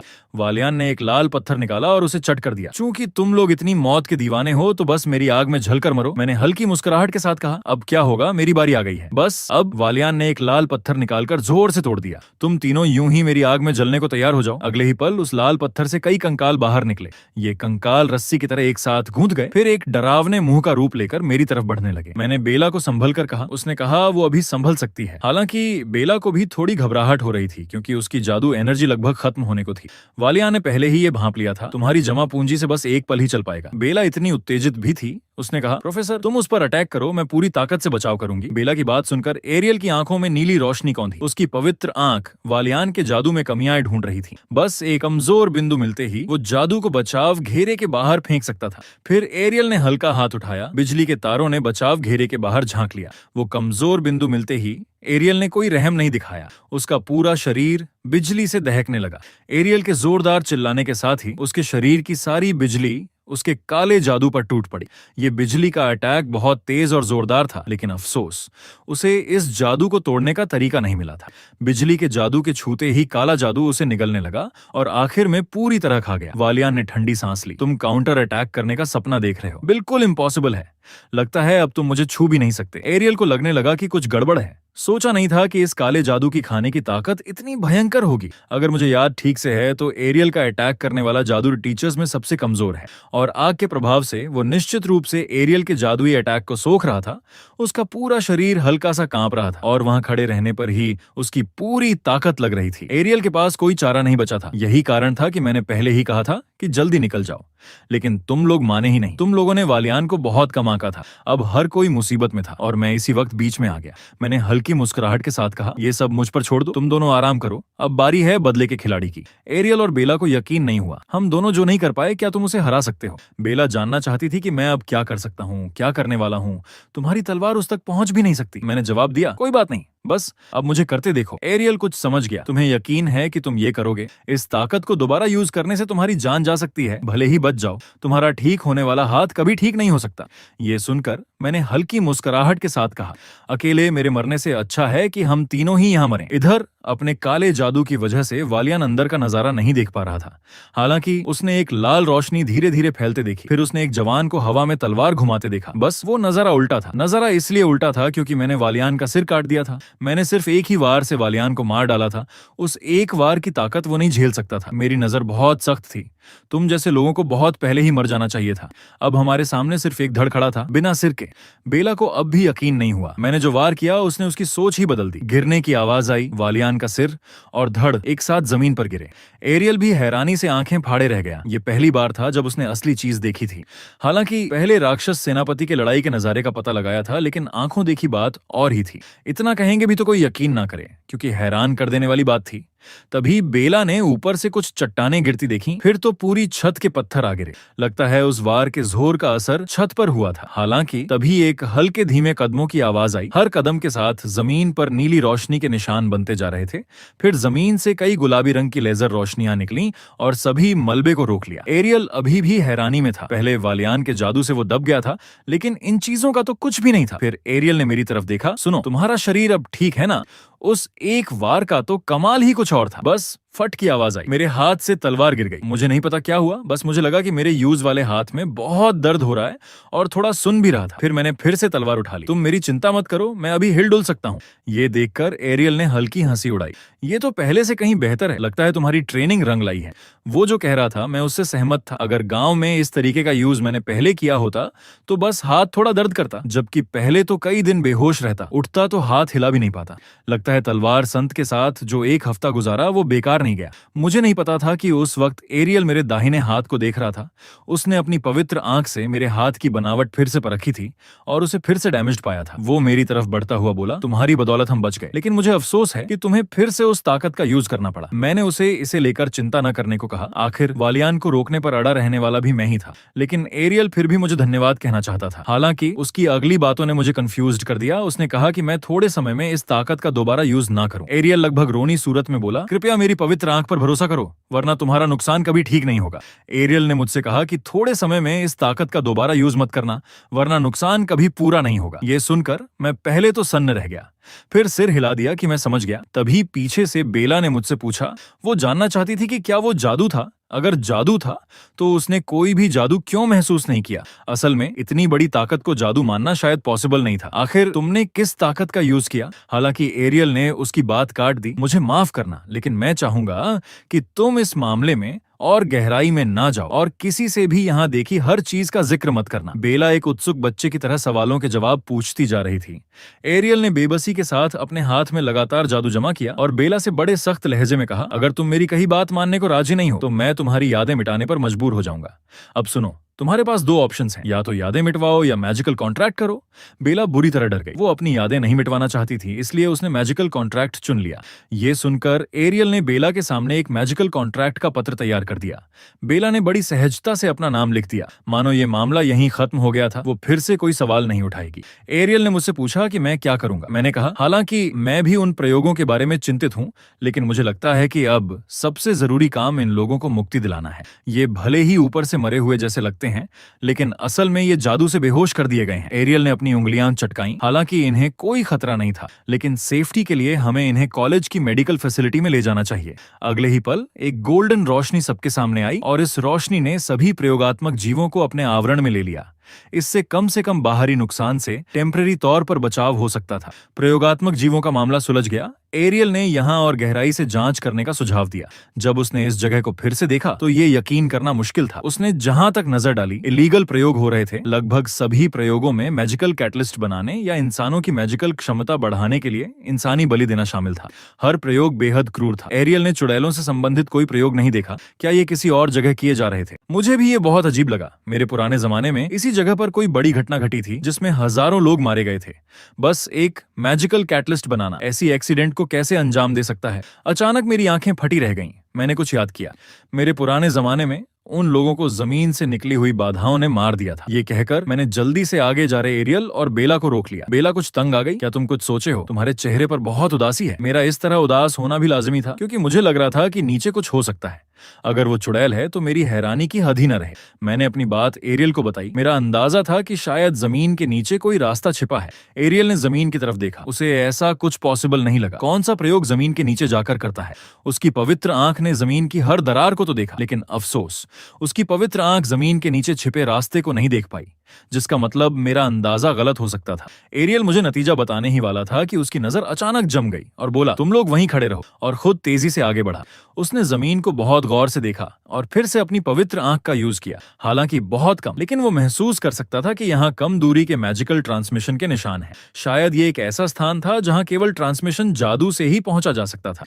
निशानों के आधार पर ट्रांसमिशन की दूरी लगभग 300 मीटर थी और भीतर कुछ तो था। एरियल की बात सुनकर मैंने पूछा कि क्या हम जमीन से 300 मीटर नीचे जा सकते हैं? एरियल ने कहा कि वो भी कम दूरी का ट्रांसमिशन डोर यूज कर सकता है। फिर अपनी उंगली चटकाते ही हमारे सामने एक जादू घेरा बन गया। अगर वहां कुछ नहीं है तो ट्रांसमिशन डोर का दूसरा सिरा तुम तक आ जाना चाहिए। फिर एरियल के बनाए जादू घेरे का दरवाजा धीरे धीरे खुला और अंदर का नजारा देखकर हम तीनों हैरानी में सन्न रह गए। हमारे सामने छोटे बड़े बहुत से घर थे। एरियल ये देख बहुत हैरान हुआ। शायद ही कोई सोच सकता था कि इस जगह की जमीन के नीचे इतनी बड़ी जगह होगी। इसी बीच बेला को भी कुछ गड़बड़ लगी, क्योंकि वो हर तरफ से आने वाली विशाल ईथर एनर्जी को महसूस कर सकती थी, खासकर बीच वाले हिस्से में जहाँ की एनर्जी सबसे ताकतवर थी। और उसने जो इशारा किया वो सबसे बीच वाले घर की तरफ था, जिसके चारों ओर कई स्तंभ थे। एरियल ने हैरान होते हुए कहा, यह सिर्फ एथर नहीं है, बल्कि एक अलग ताकत है। ये जादू से बिल्कुल अलग है जो वहां से रिस रही है, लेकिन ये एरियल ने अब तक देखी हर चीज से कहीं ज्यादा ताकतवर है। एरियल की बात सुनकर मैंने अंदाजा लगा लिया कि ये क्या था। मैंने पूछा, क्या ये अलग ताकत है? एरियल ने मेरी बात काटते हुए कहा, तुम्हारा अंदाजा सही है। उस छोटे से कमरे के अंदर जो ताकत बंद है वो चुड़ैलों की ही है। फिर हम लोग उस जगह के अंदर दाखिल हुए। हमारे सामने एक दरवाजा था। हम तीनों ने अंदाजा लगाया कि इस ताकत का सोर्स इसी दरवाजे के अंदर होना चाहिए। एरियल ने चारों तरफ बड़े ध्यान से तलाशी ली। हालांकि उस ताकत को महसूस कर सकता था। फिलहाल चुड़ैलों का कोई निशान नहीं था। फिर एरियल ने दरवाजा खोलने की कोशिश की। सचमुच कुछ नहीं हुआ। उसे लगा कि इस दरवाजे में कोई ताकत नहीं है। ये दरवाजा शायद एक सेरेमोनी के प्रतीक के तौर पर रखा गया था, और ये ताकत दरवाजे से नहीं बल्कि कहीं और से आ रही थी। एरियल ने उसके बगल वाले बैंगनी रंग के बर्तन की तरफ देखा। उसका मानना था कि सारी ताकत इस मैजिकल डिवाइस में होनी चाहिए। और फिर एरियल ने एक ऐसी हरकत की जिसे देखकर मेरे होश उड़ गए। क्या तुम पागल हो गए हो? क्या तुम चुड़ैलों को बुलाना चाहते हो? सोचा नहीं था कि वालियान ने जो डिवाइसेस हासिल किए थे वो सब लूटे गए थे। 15 साल पहले 78 लोग इस डिवाइस को ले जा रहे थे, लेकिन सब मारे गए, और इन 78 लोगों में से 2 बेला के माता पिता थे। बस अब जमीन के नीचे ढहाने से पहले एरियल ने अपना गोल्डन जादू चालू किया। फिर ये गोल्डन रोशनी ने हम तीनों को अपने अंदर ले लिया। फिर ये रोशनी तेज होती गई और सू की आवाज के साथ हम तीनों उसी जगह से गायब हो गए, उन 8 मैजिकल डिवाइसेस समेत। 3 पल बाद कॉलेज के बाहर घास के मैदान में हम लोगों को एरियल ने इस खाली जगह पर पहुंचा दिया था, और कुछ बचे हुए लोग भी थे। मैंने उन बचे हुए लोगों पर नजर डाली। लगता है वो भी हमारी तरह सही सलामत निकल आए थे। बस काफी दुख और तकलीफ सहनी पड़ी थी। बेला ने राहत की सांस ली। उसे लगा कि वो यहीं मरेगी। एरियल के ट्रांसमिशन जादू ने बचा लिया। मैंने भी कहा कि ये सफर बहुत मुश्किलों भरा था। एरियल ने हल्की हंसी उड़ाई। तुम लोग इन सिचुएशंस के जितना ज्यादा एक्सपीरियंस करोगे उतना ही अभ्यस्त हो जाओगे। हमारे साथ जितना सामान था उससे कहीं ज्यादा मैंने अंदाजा लगाया था, इसलिए ट्रांसमिशन धीमा रहा। लेकिन ये सब करने लायक था, क्योंकि हमें ये 8 मैजिकल डिवाइसेस मिल गए। जैसे ही हम ये कॉलेज को दिखाएंगे वो हमें और इग्नोर नहीं कर पाएंगे। थोड़ी देर बाद हम कॉलेज लौट आए। हमारे सामने बैठे प्रोफेसर ने कहा, तुम लोग जो बचे हुए लोग लेकर आए हो उनका इलाज कॉलेज के मेडिकल सेंटर में हो रहा है, और ये सामने वाला शख्स था वर्ल्ड यूनियन कॉलेज का प्रिंसिपल योरोडोमा अलेक्जेंडर। तुम्हारी बदौलत ही वालियान के इल्लीगल प्रयोग रुके। फिर उसने मेज पर रखी मैजिक इंजन रिपोर्ट उठाई। इन चीजों में से हर एक की कीमत किसी भी देश के बजट से भी ज्यादा है। उसकी बातें सुनकर एरियल ने चिंतित होकर कहा, इसमें कुल 8 मैजिकल डिवाइसेस हैं। मुझे लगता है कि वालियान इतनी ताकतवर साथी अकेले जुटा नहीं सकता था। उसे ये आखिर मिले कैसे? क्या उसके पीछे कोई और है? अलेक्जेंडर ने आहिस्ता से अपने हाथ का पर्चा नीचे रखते हुए कहा, ये चीज कोई चोरी का माल है। ये ट्रांसपोर्ट के दौरान छीन ली गई थी। कुल 78 ट्रांसपोर्ट कर्मी मारे गए थे। ये सुनकर हम तीनों सन्न रह गए। सोचा नहीं था कि ये इतना बड़ा लूटपाट का मामला निकलेगा। एरियल की नजरें ठंडी पड़ गईं। तुम 15 साल पहले वाली उसी घटना की बात कर रहे हो? अलेक्जेंडर ने सिर हिलाया। हाँ, उस समय जो माल लूटा गया था उसमें ये इंजन्स भी शामिल थे और इस मामले का जड़ अपराधी था खून का प्यासा। तुमने ये नाम सुना होगा। मैंने भी ये नाम सुना था। ये दुनिया का सबसे बड़ा क्रिमिनल ऑर्गेनाइजेशन था। दुनिया के परजीवी चाहे जितनी बार नष्ट कर दिए जाए फिर से उठ खड़े होते थे। मैंने देखा कि बेला की आवाज में कुछ गड़बड़ थी तो मैंने उसकी तरफ देखा। फिर मैंने सामान्य स्वभाव वाली बेला के चेहरे पर गुस्से भरे हाव भाव देखे। वो बोली, उन्हीं लोगों ने मेरे माता पिता को मार डाला था। अलेक्जेंडर भी बहुत परेशान था। इसी वजह से भले ही हम उन्हें 100 बार नष्ट कर दें फिर भी वो फिर से उठ खड़े होते हैं। कोई नहीं जानता कि वो कहाँ छिपे हैं, ना ही कोई जानता है कि उनका सरदार कौन है। कहा जाता है कि दुनिया में 7 से ज्यादा अपराधों से मृत्यु उन्हीं के हाथों होती है। भले ही उनके लोग इस कॉलेज में घुसे हों, मुझे कोई हैरानी नहीं होगी। लेकिन बुरी खबर यह है कि हम उन्हें अलग नहीं कर सकते। भले ही कॉलेज को पता हो, वो कोई कदम नहीं उठाएगा। मैंने उससे पूछा, ये क्या मतलब हुआ? अगर कॉलेज में क्रिमिनल्स हैं तो क्या उन्हें पकड़ा नहीं जाएगा? तब एरियल ने बीच में टोकते हुए कहा, यही कॉलेज के चलाने का तरीका है। किसी भी योग्य इंसान को ताकतवर बनने का मौका मिलता है, चाहे उनका खून, रेस या जेंडर कुछ भी हो, और यही कॉलेज की स्टाइल है, भले ही वो क्रिमिनल्स ही क्यों ना हो। बेला को यह बहुत बेतुका लगा। अगर यहाँ क्रिमिनल्स हैं तो उन्हें सजा दी जानी चाहिए।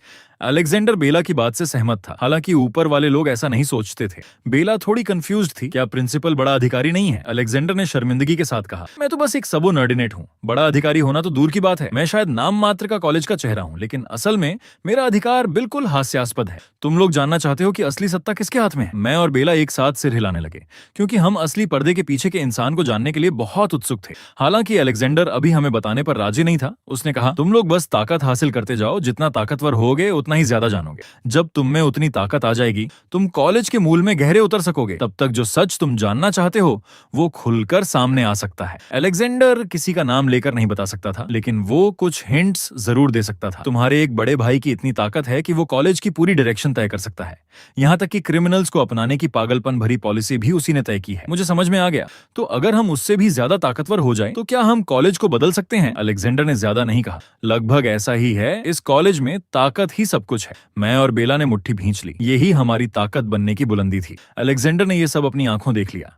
उसके लिए ये अब भी एक पहेली थी। एरियल का वालियान के खिलाफ बढ़ना बिल्कुल इम्पॉसिबल था, जिसका मतलब था कि 2 लोगों में से कोई एक ही इस सब के पीछे का साजिश करता था। लगता है एरियल की पवित्र आंख अभी भी उतनी ही तेज थी, जिससे अलेक्जेंडर ये सोचने पर मजबूर हो गया कि वो आखिर कैसा राक्षस तैयार करेगा। अलेक्जेंडर के ऑफिस से निकलकर मैं गलियारे में अकेला चला जा रहा था। मैंने अपने हाथ के काले निशान को देखा। लगता है इस कॉलेज में सत्ता पाने के लिए ताकत ही चाहिए। हम चाहे चुड़ैलों का सामना करना चाहते हो या पर्दे के पीछे की सच्चाई से पर्दा उठाना चाहते हो, पहले हमें अपनी ताकत बढ़ाने पर ध्यान देना होगा। तभी एक आवाज ने मेरे सोचने का सिलसिला तोड़ा। मैंने ऊपर देखा तो किसी ने मेरे चेहरे पर लात मारी। धमाके की आवाज के साथ मैंने तुरंत उसका वार रोका और साथ ही मेरा शरीर लगातार पीछे की तरफ लुढ़कता जा रहा था। उसकी ताकत बहुत भयंकर थी। भले ही मैंने उसका वार रोक लिया था, फिर भी मेरा शरीर पीछे हटता जा रहा था। उसके पैर में बहुत ताकत थी। हालांकि मैं सोच रहा था कि उसने अचानक मुझे क्यों लात मारी। अगर उसने मुझे कोई अच्छा कारण नहीं दिया तो मैं यही समझूंगा कि वो मुझसे लड़ने आया है।